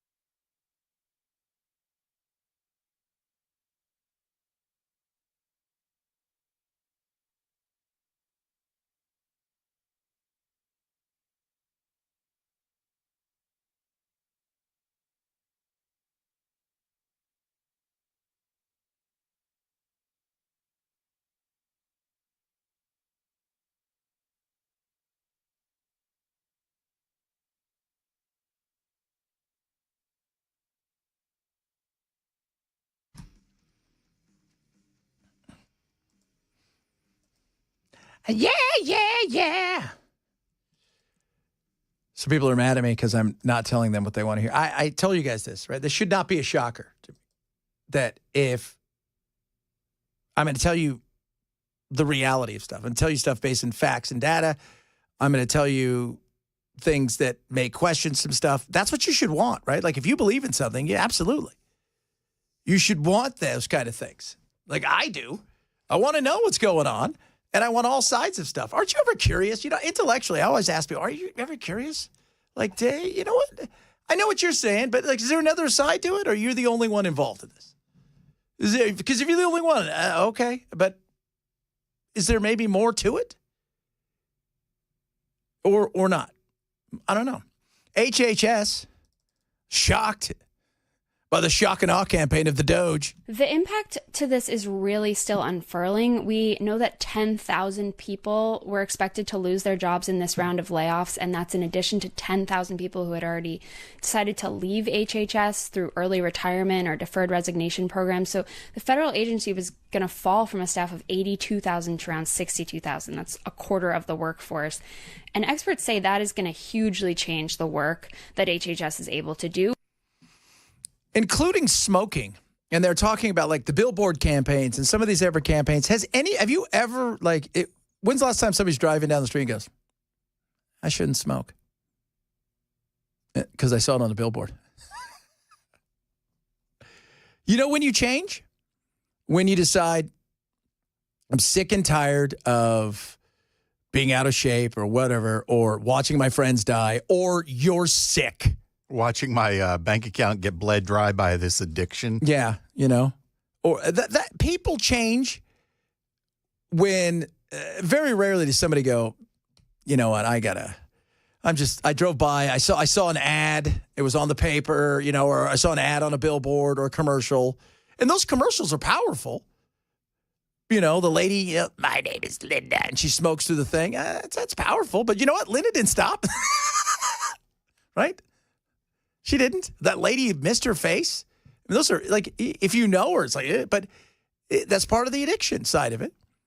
And it isn't until a lot of times, and that includes, you know, the way we eat and stuff like that, until you're forced to. A lot of times you don't. I just, you know, if we're going to spend all the money we spend, and we talked about it yesterday, the amount of money we have, the insane amount of money in this country that we spend, and it is insane. On all kinds of crap. Let's spend it correctly. I mean, I think that's all that most people want. They just spend it think of us, right, as your clients. Okay, America, government? Think of us as your clients, and you have a fiduciary responsibility not to be dumbasses with our money. Not to be. So you know what I would love? Just one time. Just one time. All right, everybody, here's the deal. Here are the 8 programs that you can decide where your taxes go. Right? So if you want to only put it in one program or you want to put it in another program, watch and see what happens. What if everybody only put money in Social Security and Medicaid and nothing into defense? What if they only put it in defense? What if they, you know, watch and see what takes place or give it to the state or whatever? I think you'd be surprised. You know, as I always tell everybody, you know, especially people who bitch about taxes and this, that, and the other. You can pay more taxes if you want to. They allow you to do that. If you're like, hey, you know what? I want to help you out, U.S. Here's a few more bucks. Does anybody do that? I wonder how much people overpay on purpose to just help out the states. Hey, I'm just helping you out. Here's a couple bucks, Uncle Sam. You go and do it. You do it swell. Meanwhile, here, the final report that's kind of more of another report, I think, about the Covenant shooting is out. And because I don't know how many, since I've been here, there's been several reports and leaks, this, that, and the other. And if you believe this, okay, good. But for many of you, we talked about it earlier, already they're like, I don't believe that. I'm like, so it's like, what's good are these reports if you're never going to believe any of it? Metro Police just released the final report on the Covenant school shooting. That shooting on March 27th, 2023, claimed the lives of 3 students and 3 educators inside the school in Green Hills. Now, this report is 44 pages long and covers a number of topics, including motive, planning, and a detailed look at how the attack played out. We know detectives went to the home of the shooter, Audrey Hale, after the attack, and the report says they found a short barrel 12-gauge shotgun and boxes of ammo in a closet. They also found writings, artwork, sales receipts, and lists that were all Hale's. Also 5 cell phones, 2 laptop computers, VHS cassette tapes, and multiple thumb drives. This report also looks at motive. It says Hale sought notoriety, and the selection of the targets had to involve children. Police also examined if Hale was sane. They determined yes. The children thing is weird, but if you want notoriety, killing kids, see, that's a big deal. And body count. And that's part of, Matt and I talked about this a couple weeks ago. Being in my business, and this is what's sick and disgusting about the world that we've kind of come to live in, but also how blessed we are in this country. The reality of something like shootings is I do my show in the morning, and then I will go back and I will freshen up portions of my national show for later broadcasts on the West Coast. When there's a situation where there's a shooting, there are people going, okay, well, what's the body count? And that sounds sick and disgusting, but otherwise, because this stuff happens, not mass shootings, but things like this happen where there's a shooting here and a shooting there. And it's also a weird thing, too, because when you look at shootings, what else is it? What kind of shootings were they? So, wait, there was 14 people shot. Yeah. Oh, but it was gang-related? Well, we don't care about that. Because there's nothing there. There's no there, right? It needs to be a meanie with a gun. It was 28 people this weekend, but it was in Chicago. Oh, that doesn't matter. It was in a square block of Chicago or East St. Louis. Chicago's gang violence. That doesn't count. Yeah, for whatever reason, those numbers never count. Never count. So it's odd that, that we have to have that debate, but when you're looking for notoriety, there's certain things you're going to do. And I've also it's weird when you talk about notoriety is what some of these people seek, and I do think there is a lot to that. The fact that they end up dying a lot of times, either taking their own life or going, suicide by cop, the notoriety, you don't get any notoriety. You're dead. It's not like you get to go watch everybody, talk about you or any of that stuff. You get none of that. Based on the choices that Hale made, Metro Police also determined Hale did not have any help with planning or on the day of the attack.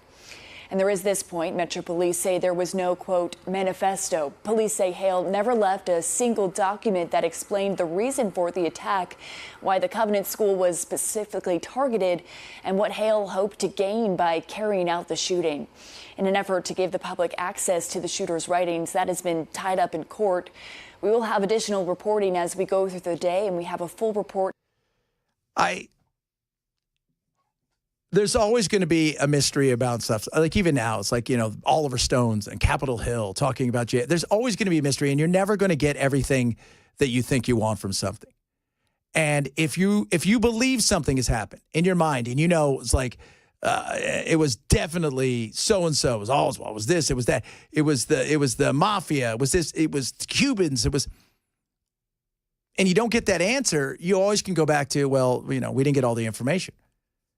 And with this, why is it in court? Why haven't you released it? Why isn't this? And even if you got all the information, if you have a narrative in your mind, and that narrative is whatever it is, and I don't know what the narrative in your mind may be, are you going to believe it anyways? Are you going to believe, if it goes against what you believe, would you believe it? So if you believe that this person killed because they were angry at God and they were trans or they were whatever, and in reality, it was a pissed off person who had some mental problems, who was pissed off at the world, by the way, just angry at the world because the world done them dirty. If you believe that, and that goes against the narrative of what they're saying, then it doesn't matter. And that's the frustration I think a lot of people have nowadays, is with media as fragmented as it is. And like Bell and I were talking right before break, somebody's like, I'm going to go listen to another station. Okay. Why? Because I didn't tell you what you wanted to hear? I'm taking requests. What do you want me to say to you? Tell me I'm actually rich. You are. You're awesome. You're handsome. You've got all the things going for you. Ladies can't keep their hands off of you. What? Now I know you're lying. Which part? Rich? Keeping their hands off of me. Yeah. Wow. Somebody said she was trans. I get that she was trans, but was the reason she's trans the problem? Like, that's the singular reason. I'm trans and the school is mean to me. Or whatever it was that you think it is. Because I don't know what goes through somebody's mind. She was originally going to target the Opry Mills Mall, and she decided not to because of the security level in the mall. What? Shocker. And so, I mean, the point of going back to the school wasn't necessarily that she had beef with it. She just knew the layout. She knew the groundwork. And she knew that there were children in there to kill, and that was going to cause her infamy to be that much bigger. Well, yeah, and it's also the pushback, right? Like if you want to rob a house and you know they've got guns and there's potential for stuff that you don't know, dogs, whatever, but over here there's nothing, that can stop you. Which one are you going to choose? For the more adventurous ninjas, maybe you choose one side. But for the other people, you're going to go to the path with least resistance. And that's going to get you the biggest bang, if you will, for your notoriety that you're seeking. And there's plenty of those copycats out there. She felt like she was a nobody in life, so she could become somebody in death by doing this kind of damage to all these families. Because she's angry. They were angry. Yeah. He, they, them, they, thy, ze, zor, whatever the hell names they're going by today. So many people are pissed at the world and feel the world owes them something. They owe them something because they don't have the happiness that other kids have. They don't have the love that they think they need. They don't have the girlfriend or the boyfriend or the family. And so because of that, they want to get revenge. And the best way for them to do that, in their mind, is hurting other people. And that's a sick thing. Absolutely a sick thing. For sure. Val Kilmer passed away. We're talking yesterday. Today. What's his best movie? What is his best movie? Best role? He had some great roles, too. Even some roles that were minor that were awesome. Let us know. You can text us at 615-737-WWTN or 9986. Perfect, simple, and easy. It is the Chad Benson Show, Super Talk 99.7.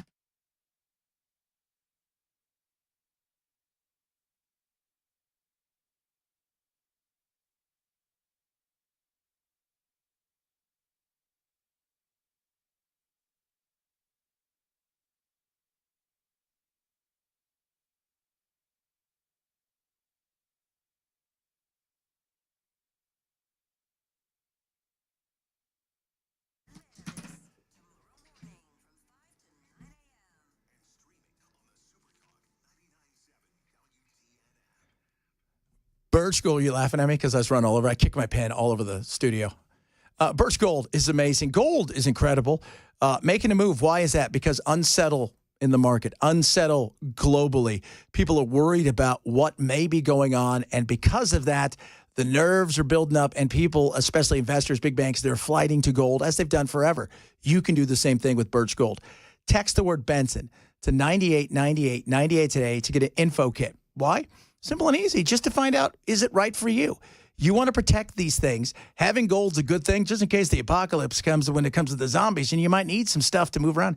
But it's great to protect your future and protect today. They want to show you how easy it is to move over your 401k or IRA, how simple it makes it at no cost to you, but also why smart people are moving to gold to diversify. Text the word Benson now to 989898 for Birch Gold.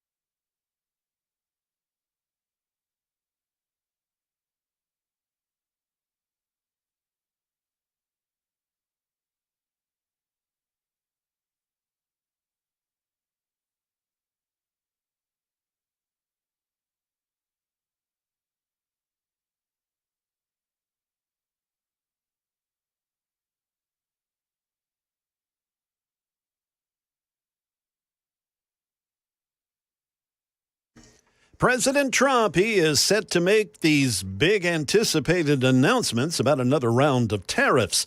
Also, the Tesla brand taking a hit. And look out, another round of severe storms in the forecast. We'll have those stories at 2 o'clock on Super Talk 99.7 WTN. In 1991, Kilmer got his breakout role playing rock star Jim Morrison in The Doors, solidifying his status as a leading man. A few years later, he would star opposite Kurt Russell in Tombstone. I'm your huckleberry.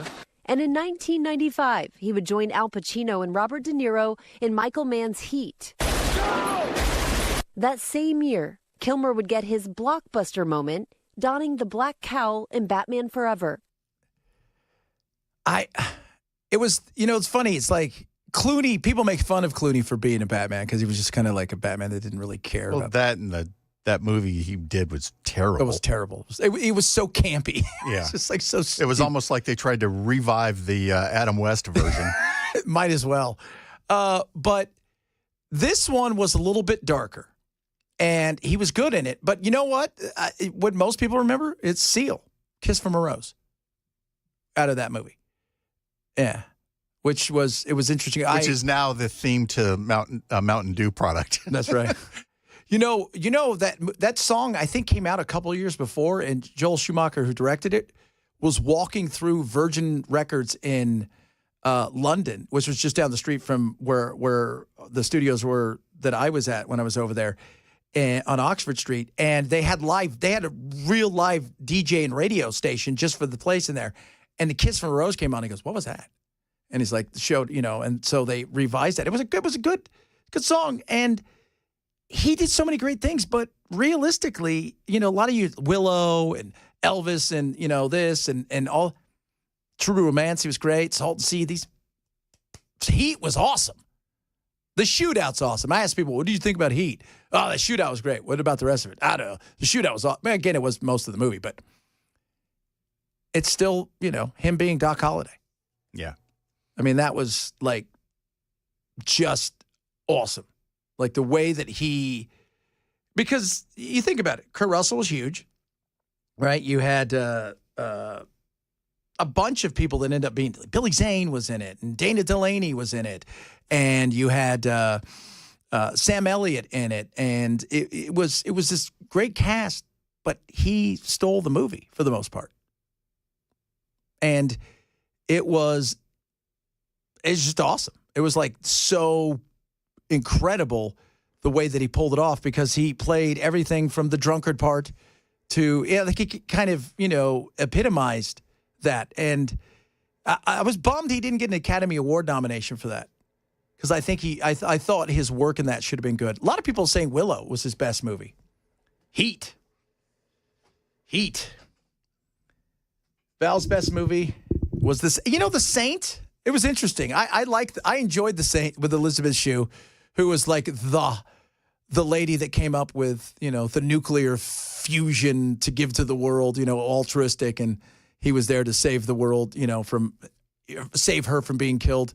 And I'm thinking, there's no way a scientist would ever be that hot. I can't trust you because you cheated on Ralph Macchio, the Karate Kid. Remember that? She did. That's why they didn't go that's why everything went to hell. Part 2.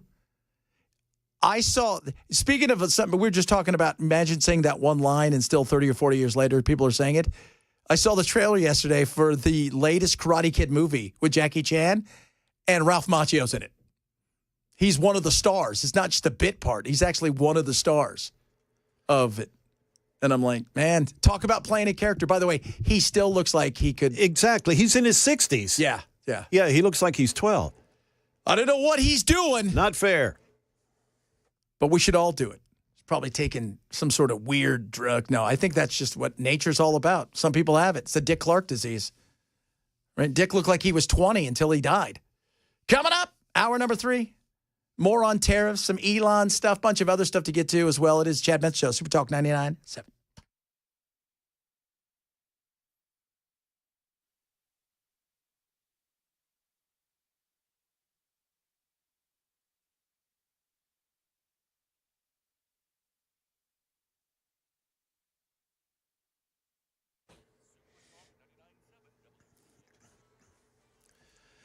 Good afternoon. We are coming up on 2 p.m. I'm Jay Harper with your top stories. A full forecast is coming up, and we'll also have a little bit on the weather in our newscast here, so stand by.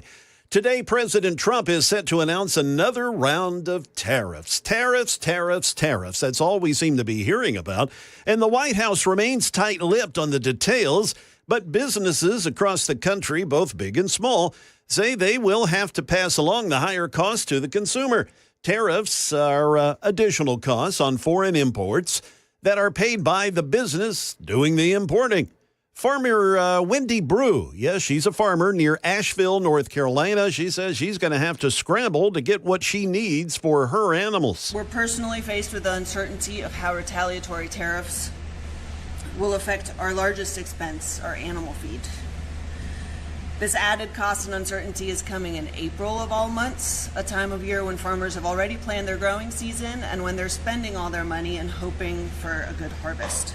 Tesla, well, the deliveries on that vehicle have dropped in the first 3 months of the year. Here's Mike Dubusky with ABC with what analysts are saying about the electric car. Tesla observed a 13% decline in sales in the first quarter, falling well short of analyst expectations. The carmaker's market share has shrunk in recent years amid increased competition and a general slowdown in demand for EVs. Analysts also say CEO Elon Musk's recent efforts to trim the federal workforce at the Department of Government Efficiency, as well as his public embrace of conservative politics, may have also impacted buyers' impression of the brand. Another overnight severe weather threat coming this evening with a storm that puts the mid-state in a 3 out of 5 severe threat zone.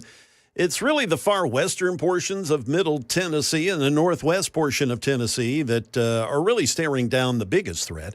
Here's Channel 4's Stefano Di Pietro. Now, when you get toward areas like Paris and Murray and getting into portions of Trigg County as well, a rare 5 out of 5 has been issued, as it has for much of West Tennessee. We can expect flooding, downpours, and high wind gusts. That will be the main threats. Also, an isolated tornado. Can't rule that out. Things will start really getting going about 8 o'clock tonight in our area. Stay with us on 99.7 WTN. We'll keep you up to date. That is the latest news. Weather is next. I'm Jay Harper, WTN News.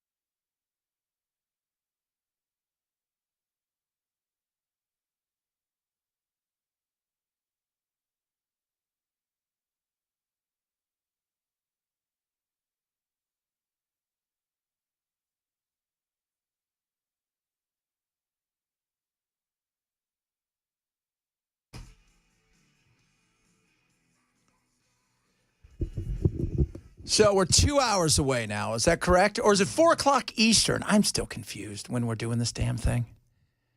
Tariffs coming. Is it 4 o'clock? Yeah, it's 4 o'clock Eastern. Okay, so our man, Matt Murphy, will lead the program with Trump announcing to the world that they owe us $1 bazillion and they're going to pay us back. That's what I hear. So we'll see. I like how they say sweeping tariffs. Or not. Because that's also another side of it. Because you never know with Trump. They're still negotiating, from what I understand, behind closed doors. Last night, somebody said earlier, you talk about Wisconsin and they lost that race. You don't talk about Florida. I did talk about Florida. Talked about Florida. Said they won those races. They didn't win them as handily as I think they wanted to. Even DeSantis came out and said they underperformed. That was not good, but they held on to those seats as you would expect them to do. I mean, Trump won one of the seats Mike Waltz's seats by 33, and Gates's was 68. So you would expect them to win it, but it was not as they won nicely, but definitely cooled off. And it's also special elections. I mean, people really get up for a special election, but they did win those. And that's a good thing. And, voter ID, which I'm always fascinated by voter ID. Like people like, well, I can't have voter ID because it's racist. I'm like, what? Well, no. Tell me how it's because voter ID is racist. Well, how's it racist? Because. No, just tell me. Say it out loud. Because they don't want to say it out loud. Whenever you hit them with that, why is it? They never want to tell you out loud, really, why they think it's racist. That's just something they parrot and hear, because if they had to say it out loud, they would realize what they're saying is very racist. And so they don't say it. But yeah, that one by 20 points. Think about that. By 20 points. So the liberal Supreme Court, Crawford, wins in Wisconsin, but voter ID wins by 20 points. But it's racist. Why is it racist again? I mean, just, they'll never tell you. Because if you're asking them why it's racist, they have to say out loud because, and let's be real, they're not talking about anything other than black Americans. Because they can't get an ID, and that's the biggest lie in the world. This is the biggest lie in the world. Have you ever seen, I forget his name, Army, he goes down to New York and he asks all the people about voter, do you have ID? And all the white people on college campus, asking people like that for ID is bad. Then he goes to an area that's predominantly black. They're like, yeah, we all got IDs. The DMV's right there. You can go get it. Why would we not have IDs? Yeah, it's like a law. We're normal people. We get IDs just like everybody else does. They make it seem like, it's like when Kathy Hochul's like, they don't know how to use a computer. It's just they embarrass themselves when they say stuff like that. So stupid. And that's why they're doing so well in the polls. For all the talk of Trump's down to 49% and Trump's struggling here and the Congress sucks. We all know that. Like Congress is, and that includes both sides of it. But the Democrats are setting new lows that are spectacular. Holy Toledo. Which, by the way, Harry Anton here is hilarious. And he puts on this accent, this New Yorker accent halfway through that's spectacular. Holy Toledo. Voters' views of the Democrats in Congress among all voters disapprove 68%. And look at the approve number, just 21%, even lower than the Democratic Party at large. This is the lowest on record for Democrats, according to Quinnipiac University polling. You think these numbers are bad? Let's go to this side of the screen. We'll look how Democratic voters feel. Get this. The plurality of Democratic voters disapprove of Democrats in Congress at 49%, and just 40% approve. Horrible, horrible, horrible. Oh, my goodness gracious, you just can't get worse than these numbers. You think these numbers are bad? Hey, Bill, you think these numbers is bad? These numbers is going to get worse. Oh, yeah. These numbers is going to get a lot worse. What is going on? I'll tell you what's going on. They don't like what's coming out of some of those Senate Democrats like Chuck Schumer, because take a look at the direction of the party. Democratic voters on Democrats in Congress doing too little to oppose Donald Trump. Look at this, 77%. should stay principled, even if it means nothing gets done in Washington, D.C. 65%. And this 65% is such a difference from where we were in 2017 at this point, when just 33% of Democrats say this should stay principled, compared to 59% who said they want to compromise. Democrats do not want compromise at this point. They want a fighter. They want to go into the ring like Muhammad Ali did against Sonny Liston. They want to take down the Republicans. They do not want this compromise anymore. They want to be more like Republicans, can get up to that stage and fight. And right now they feel like their leaders in Congress are simply put not doing so. Well, it's because they're not. And you know what? It shouldn't be opposing Donald Trump. If there's things that you want them to oppose, it should be, why aren't you trying to make it better for America? Because whenever I hear politicians talk, rarely is it about Americans and America. For the most part, when they're talking about how they should do this for themselves, how they should do this. It's about the politics. And like I said, it is the party first, the politician second, and the people third. If I was a Democrat, I would have absolutely wanted to be part of Doge.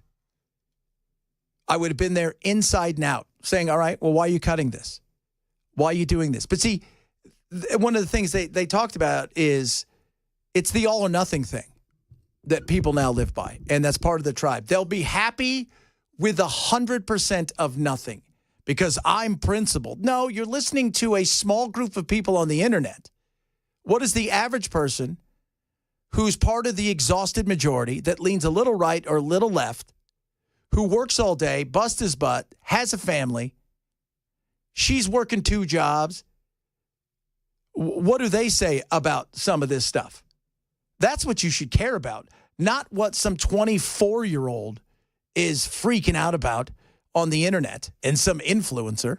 Sometimes they're just some poll numbers that just jump off the screen at me. Let's take a look. Allow judges to review Trump's policies. Look at this. Overall, 77% say yes, compared to 23% that say no. Among Republicans, it is a majority, but it's just 56%. Look at this. 44% say no, judges do not have the right to review Trump's policies. That is an outstanding number to me. I never thought I would see it. But you see it now. Judges shouldn't have the right. No. And that's the frustrating thing is look, if we decide to take the judges out across the board, all right, they don't matter outside of the Supreme Court, that's going to be an interesting thing because what happens when the other side gets in? Because that's what eventually you're not always going to be in charge. And so we have these protections for a reason. And for those of you out there who say, well, you know, the courts are all rigged. Well, they judge shop. Everybody judge shops. There's a reason they're flying all these people to Louisiana that they're picking up for immigration. There's a reason for that. You're judge shopping. That's what you want to do. You go, you judge shop. Trump's got more people appointed to the bench than Biden does. But you judge shop, and in big cases, it's eventually going to get to the place that is going to decide it. And when Trump or Biden or anybody's involved, for the most part, that's going to be the Supreme Court. But look at the majority of Republicans. 59% support this idea of impeaching judges who rule against Donald Trump. So Elon Musk, in this particular case, is with the majority of the Republicans. Again, this is poll numbers. I wouldn't believe them unless I saw them. But you see them now, sir. You see them now. Tariffs today. I'm very excited. We talked a little bit about it. There's going to be he's in the Rose Garden. He begs your pardon. He's never promised you a Rose Garden. But if he did, he'd tariff it, especially if it came from somewhere else. 50% tariff on the Rose Garden. You guys owe me 50% more petals. You guys hear me? So he's no going to have thorns. No more thorns. Thorn-free. Those cost more. So that's going to happen today. And I want to see, we're hearing 20% across the board. I don't know. And the other thing is we have no idea what countries are involved in this, what countries aren't involved in this. I don't know how long they're going to last. Are they really for negotiations? I think some of these are going to be a little bit longer. I don't think everything's going to be 20% across the board. These are all things that, we're going to find out like everybody else later on. And the question is going to be can all the stuff that they're talking about actually happen? Are we going to bring back a bunch of manufacturing? Are we going to make a ton of money off of tariffs? Those kind of things. This is Mick Mulvaney. Used to work with the president. chief of staff at one point in time, talking about a piece he wrote today. Basically, we import about $3 trillion worth of stuff to generate $600 billion a year. You have to have a 20% tariff on everything, and that math adds up until economics and human behavior kicks in, which is what the Trump administration is counting on, is for people to stop importing stuff and to start buying stuff that is made here. They're also trying to encourage people, businesses, to set up manufacturing here so that we can buy stuff made here. And the more stuff you buy from here in the United States, as opposed to, say, from China, the tariff money goes down. So the point of the article, my point now, is you can't have it both ways. You can't say that tariffs are going to generate a huge number of American jobs and reinvigorate American manufacturing and say it's going to generate $6 trillion worth of revenue. Those two things are mutually impossible, and that's why I wrote the piece. I think the Trump administration is, especially Peter Navarro, overpromising and going to underdeliver. There's no way that tariffs will be able to do both of the things that the administration is talking about. You know what's interesting is who's on the chopping block. So Peter Navarro is not really part of the administration, but is whispering in the ear. You've got Ludnick, who is, and this is kind of championing it, if this thing was to go south, which one of them takes takes the fall? Which one of them is going to be the one that pays the price? Because somebody would. And that's a big if, because I don't know how long these are going to last. By the time Belle and I walk out to our cars, to my feet, because I walk here, by the time we get to wherever we're going, after the show is over, Trump could have instituted and pulled back all of the tariffs. Or said, we decided not to do it. April Fools, I didn't want to do it on the 1st because the 2nd's better. You guys never saw it coming. Which would kind of be like him. It's just a smidge. So we're going to find out what it looks like at 3 o'clock, and Matt's going to have all the stuff. And it is, it's a lot going on. And this affects us because of the economy. And I've been saying it for a long time. Our consumption, when we became a price-based society, it changed everything. We export ideas. We import cheap goods. And that's, whether people want to hear that or not, until we change. Like anything, until you decide you've had enough and you're willing to spend more, then that's a situation where you're going to find out that we're still going to want cheap goods, and we can't go months and months and years waiting for manufacturing or something to come back. One of the things, though, that is an absolute must is when Trump's out there, he's also got to talk about the fact that we're rolling back a ton of these regulations that are over-regulations. It's not about having no regulations. It's about having smart regulations, which is going to help make it a little bit easier for us. But when we think everything's about, somebody said earlier, oh, you're for slave labor. No, the reality is we like cheap goods because we don't see a ton of rise in our salaries. For a lot of people out there, they don't. It's stagnant. And it goes up a little bit here and a little bit there. And as inflation has outgained it, you're robbing Peter to pay Paul. You're living off your credit cards. So price matters at that point in time, no doubt. But also, we're competing. It's not just about wage. You're competing with the cost of everything from insurance to the taxes they pay to the OSHA and all of this other stuff, regulation wise, that other countries don't have to. And that includes the fact that you think about trying to build something here today. As we went over that thing the other day with Ezra Klein talking about how hard it is to get rural internet. Think about trying to build a factory. How hard that would be. Trying to reimpose. That's why nobody wants, you could go now to the Gulf Coast and purchase a refinery. Probably pretty cheap. But to retrofit it and do all the things that you needed to do to make it worth it, it's just not worth it. So that's part of the problem, too. It's not just salary alone and slave labor. It's a lot of other things that we pay and look after that other countries just don't. So we're hamstrung in that nature. But on the other side of it, our dollar goes so much further, and that's why the goods that we like to consume, they're cheap. Coming up, very interesting story. We talked about it the other day. San Francisco's doing it. We'll do that straight ahead. It is the Chad Benson Show at Super Talk 99.7.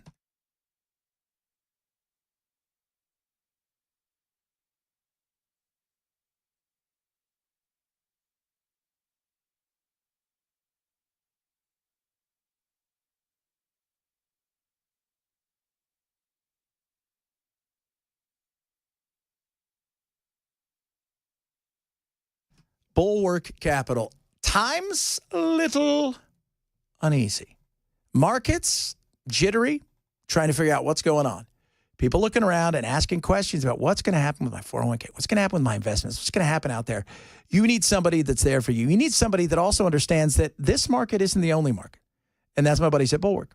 And why they're so amazing is they actively manage your account. They build you something for you. It's not cookie cutter. They're not throwing you in some ETFs and saying, I'll see you later. Hopefully this works out for you.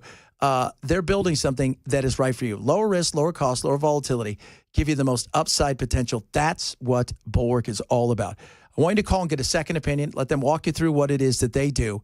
And they like to tell everybody, people are looking over here, looking over there. This world is global, and so is the investing world. And they're a part of it. And you should be a part of it as well, because opportunities are knocking everywhere, not just here. Take advantage of it. Call Bullwork. Get a free second opinion. 866-779-RISK. 866-779-RISK. Or check out everything they do at knowyourriskradio.com. KNOW, yourriskradio.com for Bullwork Capital. Investment advisory service offered through Trek Financial LLC, an SEC registered investment advisor. Investments involve risk, not a guarantee. Past performance not guarantee future results. Trek 24173.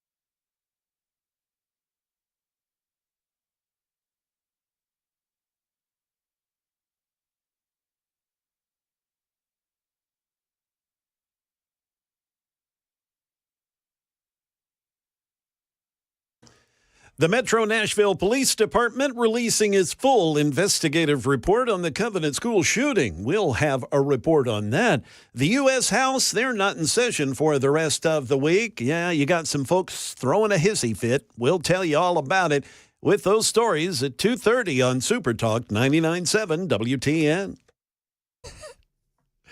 So funny. Mike Johnson, we're not doing it now. We're not going to vote on anything. We're all going home. Rep Luna. Yeah, take my gavel and go home. Yeah, that's it. You screwed up everything. We were going to, this week, you tell Trump, we're going to vote on everything this week, and now we're not going to. All this because it had to do with, well, Chad, you got to understand, if we allow a woman who's just had a baby, who's just been ripped in two by another human being and has to feed it, to vote for 6 to 9 weeks, potentially from home, then anybody could do it. We always have to go to the extremes. It's like, is there any nuance in the world anymore? Kick her out of the tribe. All right, kick her over to my tribe. Come on, Miss Luna. Come hang out with us. Elon, is he done? Is he stepping away? Is he done with Doge? The timing of this in terms of what our sources are telling us that Trump is saying privately to advisors today is significant because, of course, it comes on the heels of that Wisconsin Supreme Court race where the Democrat there won. And we know that Musk poured millions of dollars. Musk and his groups poured millions of dollars into that race. He did. And he's stepping back. I think it's 130 or 140 days all you're allowed to, quote unquote, voluntarily work for the government. But let's be real. It's the Trump administration. It's not like they pay too much attention to a lot of that stuff. So I don't think I think, look, he's suffering when it comes to the Tesla stock. You know, he's getting it from the people that are on the board saying, hey, dude, okay, great. You've got SpaceX and you've got this and you've got your $400 billion and we're all doing well. But we also have to answer to investors and the name right now and great. Right. The media's kicked it through the mud. This isn't helping us. And it's still a business, and you're still tied to it. And I think he realized that's still his baby. So there's a portion of you, absolutely. And I think there's a portion of frustration.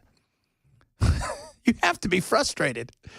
Hey, we're going to do this. Great. Now go to court, and we'll tell you how it's going to work out for you, which has to be frustrating.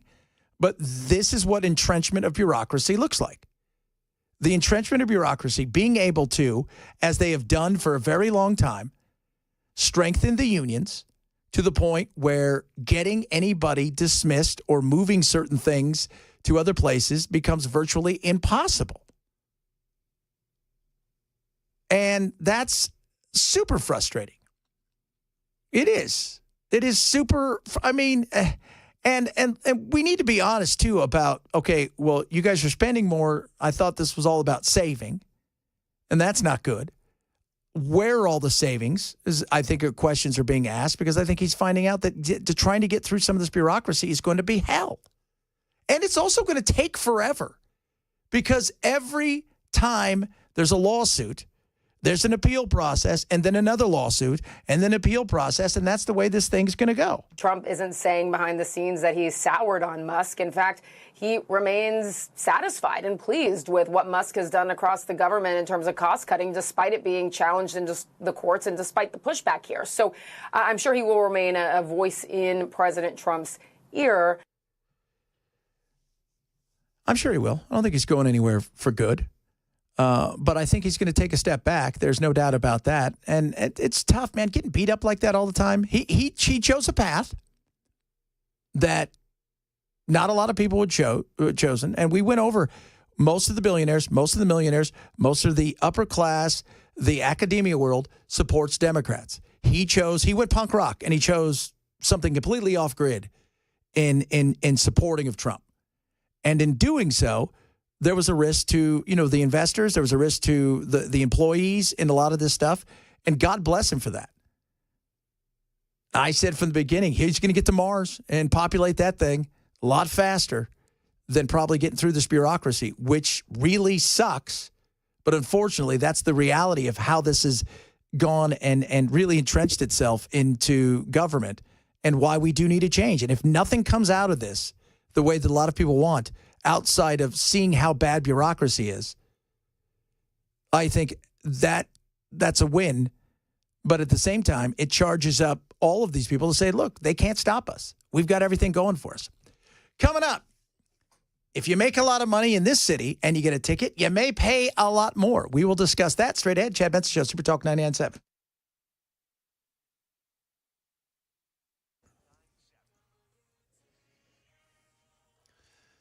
Good afternoon. We are coming up on 2:30, and I'm Jay Harper with your top stories. I'm in for Ken Weaver. He will return next week. A full forecast is also coming up. The Metro Nashville Police Department, they've released their full investigative report in the deadly shooting at the Covenant School in March of 2023. Metro broke down the more than 40-page report by summarizing the incident, providing a detailed timeline of the attack and investigation. Megan Fee from Channel 2 here in town. She's got a little more. This report also looks at motive. It says Hale sought notoriety, and the selection of the targets had to involve children. Police also examined if Hale was sane. They determined yes, based on the choices that Hale made. Metro Police also determined Hale did not have any help with planning or on the day of the attack. 16 notebooks were recovered after the shooting, containing nearly 1,300 pages of content spanning from August of 2017 until the day of the attack on March 27th of 23. The House is not in session for the rest of the week because lawmakers, they're protesting over House Speaker Mike Johnson's attempts to block them from voting on a bill that would help new parents in Congress. The bill, brought by Democrat Brittany Pedersen of Colorado and Republican Anna Paulina Luna, would allow new parents to vote by proxy for 12 weeks of parental leave. Speaker Johnson and other Republicans claim that proxy voting is not allowed according to the Constitution. They had gotten those signatures, but Mike Johnson tried to end run them from even doing that and pass this procedural move that would have cut them off essentially at the knees. And what Luna and Pedersen did was they got 9 Republicans, 8 plus Luna, to join with all Democrats to vote against Johnson on a key procedural vote and essentially paralyze the House floor as a means of protest to support this legislation. That is the latest news. Weather is next. I'm Jay Harper, WTN News.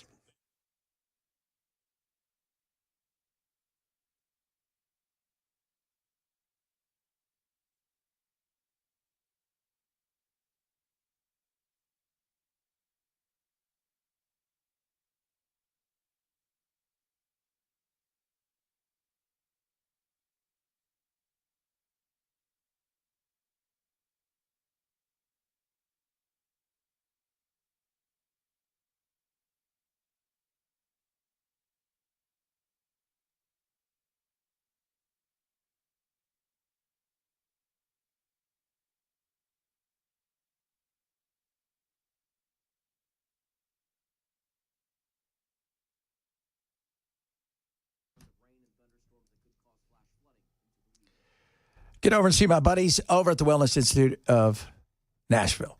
Your back is not something to play with, and they want to help you out. Dr. Mitchell, Dr. Ashley, you want to make sure that you're feeling great again. A lot of you out there frustrated, right? You just get older, your back hurts, you tweak it a little bit. You know, I mean, gosh, how many times have you sneezed and your back hurts? Oh. Well, don't let that happen to you. Right now, they've got the big 47 going on. It's 47% off right now. Non-surgical spinal decompression. No pills, no creams, none of that stuff. They've got state-of-the-art, incredible machines that will take care of you in ways you cannot believe because they're going to build you something, a program that's right for you, that allows me to go out to someplace like Topgolf and swing as hard as I can with zero worry and all the freedom of mobility. And that's amazing. Dr. Mitchell and Dr. Ashley are going to take care of you and build you that plan. Don't let the pain and the failures of the past dictate the future. Call them today. Set up an appointment at the Wellness Institute of Nashville. Call 615-246-5009, 615-246-5009, or go to painisbad.com.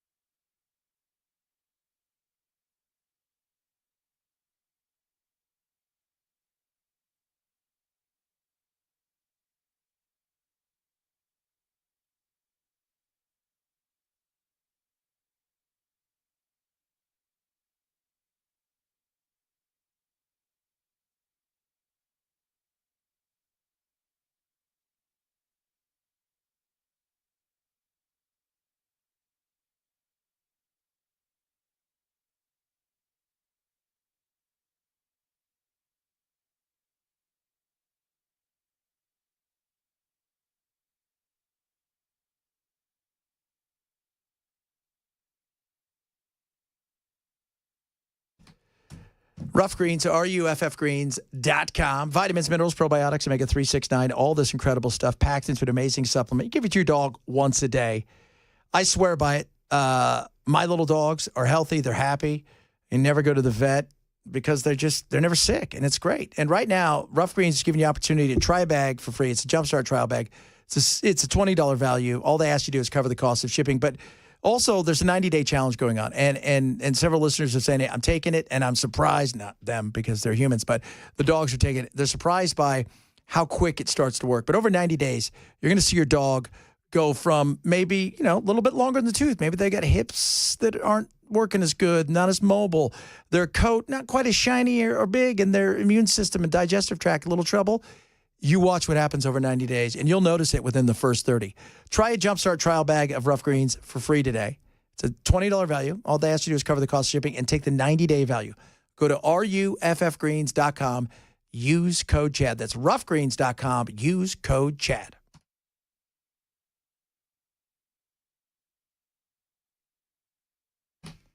Several people have chimed in about Covenant.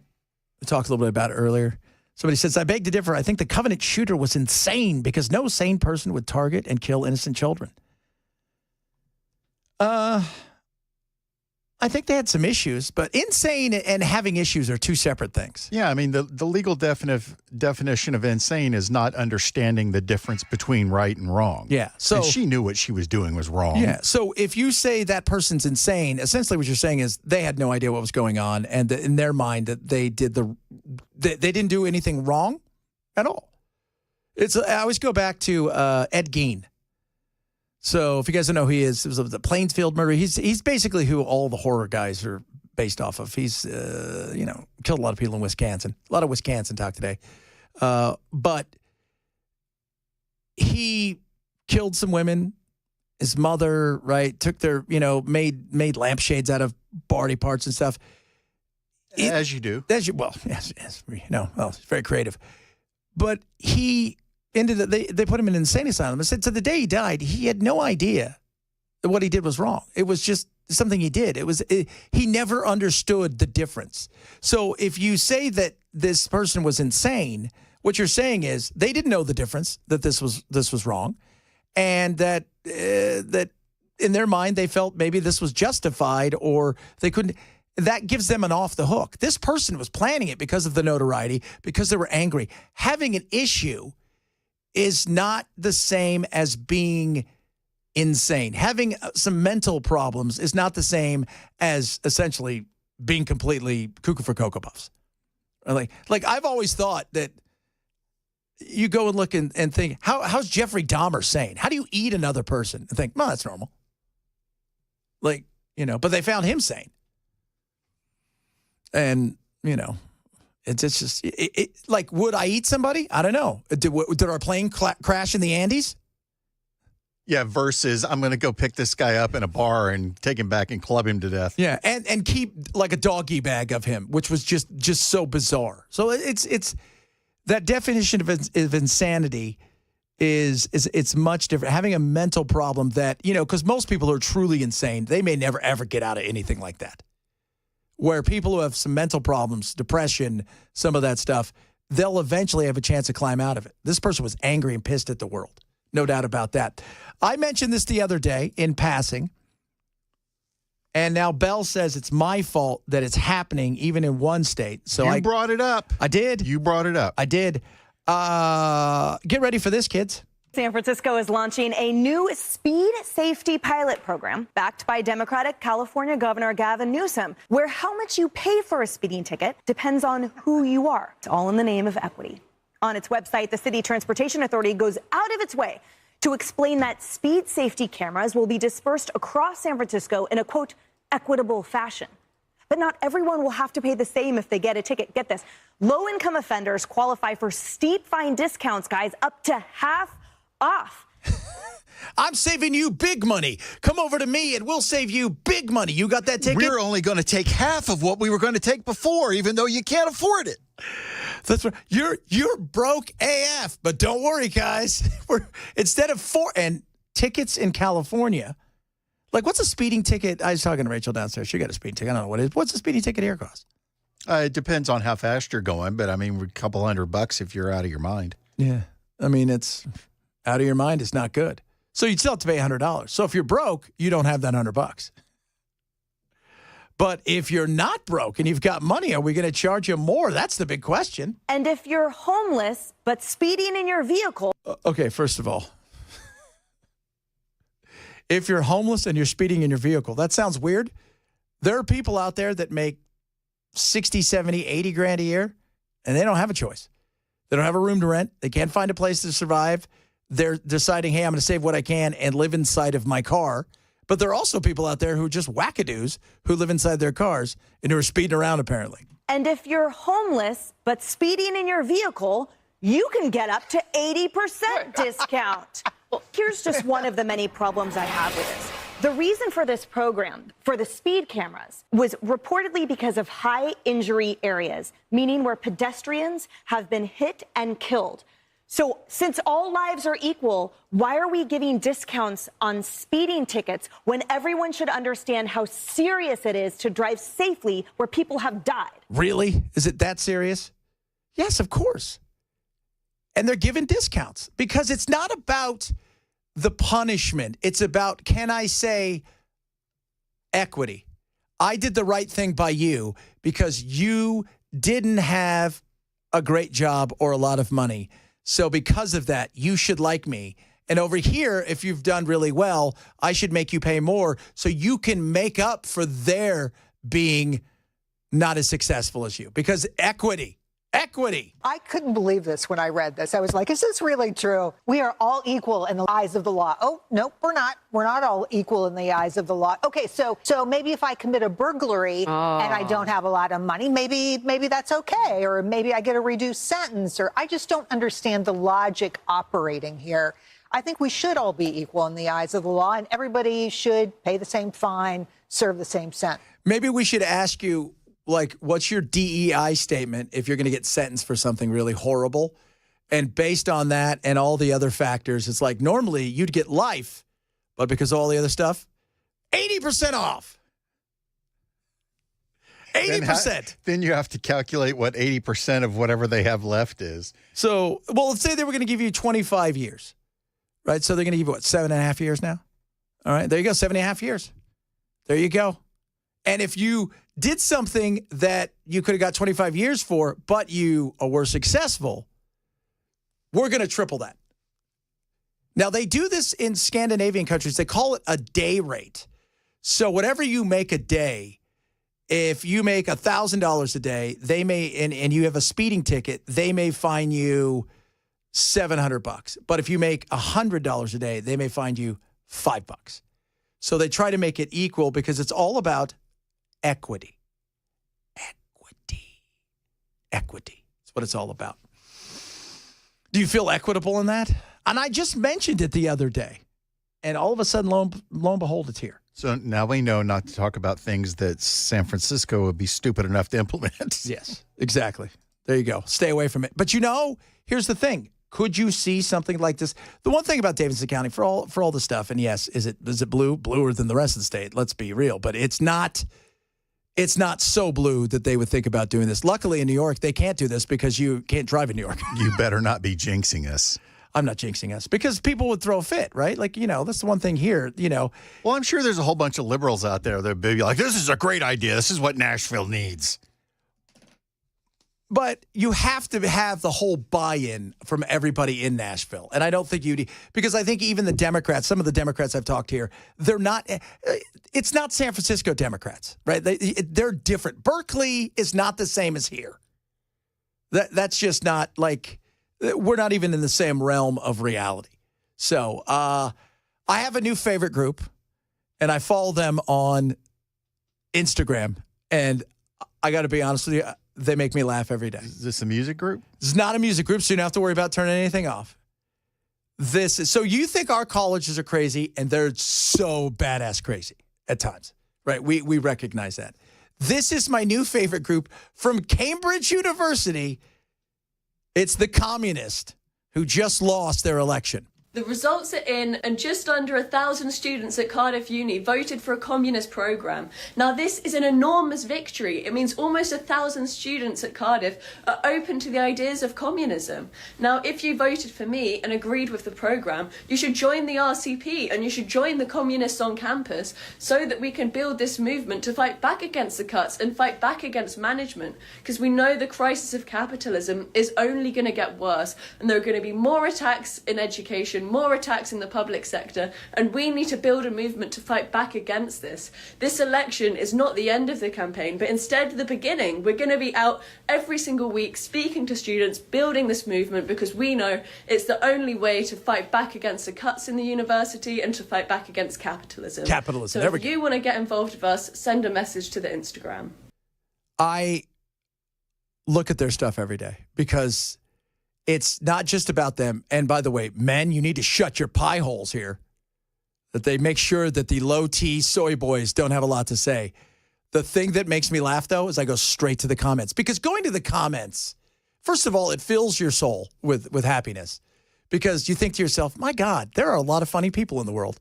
They may not be funny in person, but given a little time to think about something, man, they can knock something out.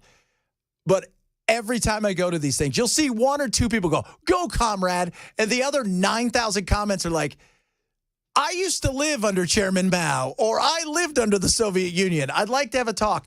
And they're my parents didn't leave Cuba because it was great. Every time. And you know what? It's the same.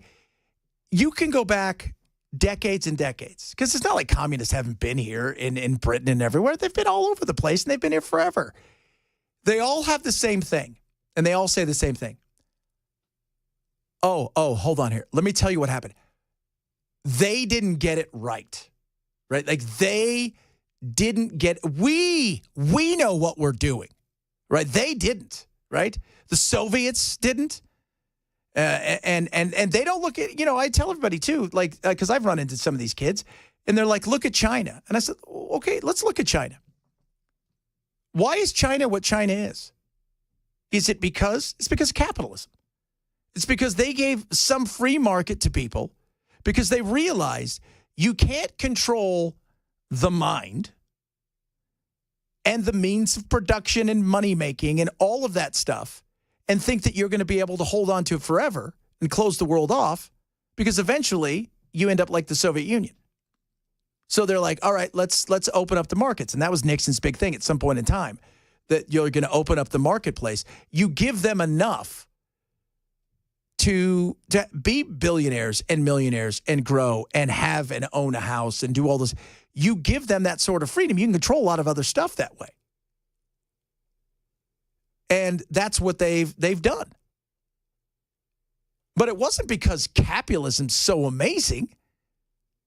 Look at North Korea. There's some communism. I mean, communism is so amazing. It's because of capitalism. Allowed them to survive long enough and to thrive, because otherwise they were done for. Go look at Cambodia. Go look at what Pol Pot did, right? This agrarian society that he was going to build, and we're all going to be equal in farming. That went to hell in a handbasket. Over and over again, from North Korea and everywhere else, it all fails.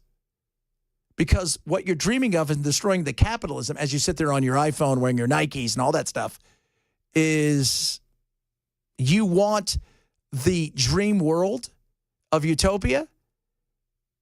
And that can happen if you get rid of every human being. Otherwise, you're screwed. Because at the end of the day, humans will always try to excel and to outachieve others. And when you give people the opportunity to do that, they're going to take care of it, and they're going to do it. If you take that away from them, they'll stop doing everything, and then everybody's screwed. And that's where misery comes from. We'll wrap it up straight ahead. It is the Chad Benson Show, Super Talk 99.7.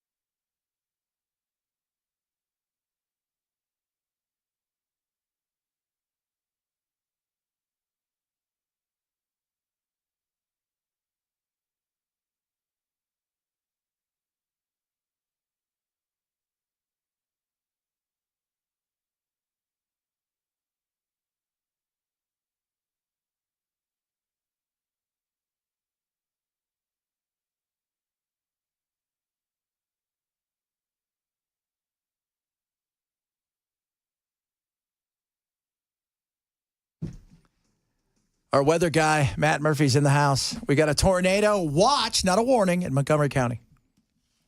Conditions are favorable for tornadic activity under a tornado watch, Chad. Tornadic. I like that. Mm-hmm. It's a good name for a band. Mm-hmm. Johnny and the Tornadics. You think tonight's going to be worse, huh? I think tonight and potentially tomorrow night set up to be worse than what happened last weekend. On Sunday. On Sunday. So, yeah, I mean, it is what it is. I mean, folks that have lived in the South for any length of time understand how this goes. There will be severe thunderstorms. There will be a lot of rain. There will be some hail. There will be lightning. Might there be tornadoes? Yes.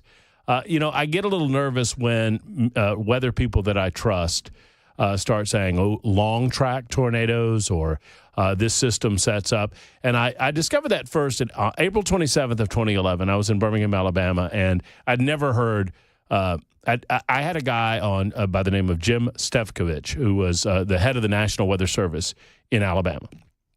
And he was a good friend, and he was a trusted resource because he wasn't trying to hype anything. Sometimes the TV people get accused of trying to hype stuff. He wasn't trying to hype anything. He was just telling you like it was. And we had him on that morning, April 27th, and people that have lived in the South remember that day because 250 people lost their lives in Alabama alone. And across the Southeast, I think it was over 500. And there were like 40 tornadoes. There were 5 long-track F5 tornadoes in Alabama. That morning, 6 a.m., I have him on the show. It's like, what's up? What can I expect? This is a real common sense guy, really down-to-earth guy. And he goes, and he's talking to me, and he said, Matt, I just, a lot of people are going to die today. I was like, very matter, not somebody who would say something like that. I was like, what? And he said, I'm fearful that this system is setting up to be something like we've never seen in the last, whatever.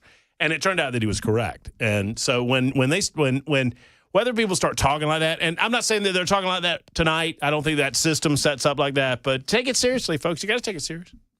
I mean, obviously. Yeah. I mean, anytime there is a chance that something could come and destroy your house and or your life, you should take that seriously. You need to take that seriously. May I tilt to something of a more comedic nature? Oh, please do. Something I take very seriously. And I'm not one to call other hosts out, but I have to call you out. Because this is a pet peeve of mine. You ready? Do it. The movie Jaws. Roy Scheider. Yeah. The iconic scene. I think the movie Jaws is one of the most quotable movies of all time. Yeah. It's one of my top 5 favorite movies of all time. And I think this is very, very important. You're going to need a bigger boat. He doesn't say we. You said we earlier. He doesn't say we're going to need a bigger boat. He says you're going to need a bigger boat. So it's true. It's always amused me because people misquote it. They say we're going to need a bigger boat. Yeah, that's not what old boy said. The chief of police, Chief Brody, said you're going to need a bigger boat. What he should have said is, we need to go in now. Right. Well, that's right. That's right. Well, I feel like the underlying... That wouldn't have been a great movie at that point. Let's go inside and we'll wait till this thing dies. We should probably leave. Quint, get in here. We should probably Let's go to land. They can't walk on land, right? That's what I'm told. But if you've ever seen Richard Jenney, the late, great Richard Jenney. I loved Richard Jenney, comedian. He was great. He did a bit about Jaws, watching the Jaws marathon one night. And the arc of the storylines and how they just progressively got worse and worse and worse. And he's talking about by Jaws 4, like they are trying to get away from a Jaws who is now a shark who has now decided to kill all the Brody clan. All the Brodies. And hunting them on an island with Mario Van Peebles and Michael Caine. That's what he did. He was like, and you decide to get away from a shark, and your best idea is to go to an island. Surrounded by sharks. And then when you get there, you get on an airplane and you fly all the way to this island. And who's there waiting on you? The shark. Got there before you. Who apparently knows your travel. That's the other thing. He knows your travel. Like, what are you doing? Hey, I got their travel. You do? Yeah, it was on Signal. That's right. So a fire emoji and a shark emoji, and I kind of figured it out from there. What are you up to today? What are you going to talk about? Well, obviously we'll talk Covenant School. I mean, it was just such a tragic and emotional incident that happened in Nashville, and we'll talk about the release of that and how nobody's going to get what they want out of this because everyone involved in it is trying to make sense of the senseless, and by definition, you cannot make sense of the senseless. And so we'll lead off with that today. Well, you've got the big whatever's going on here. They're at the Rose Garden. Oh yeah, he's tariffing the roses. That's right. I guess I should. These roses are from Belgium. It is. We don't want them. It is Liberation Day. It is. You feel liberated? I do. Oh man, you guys are going to be liberated of me next, but guess what? Not liberated of Matt. Straight ahead. Have a good one.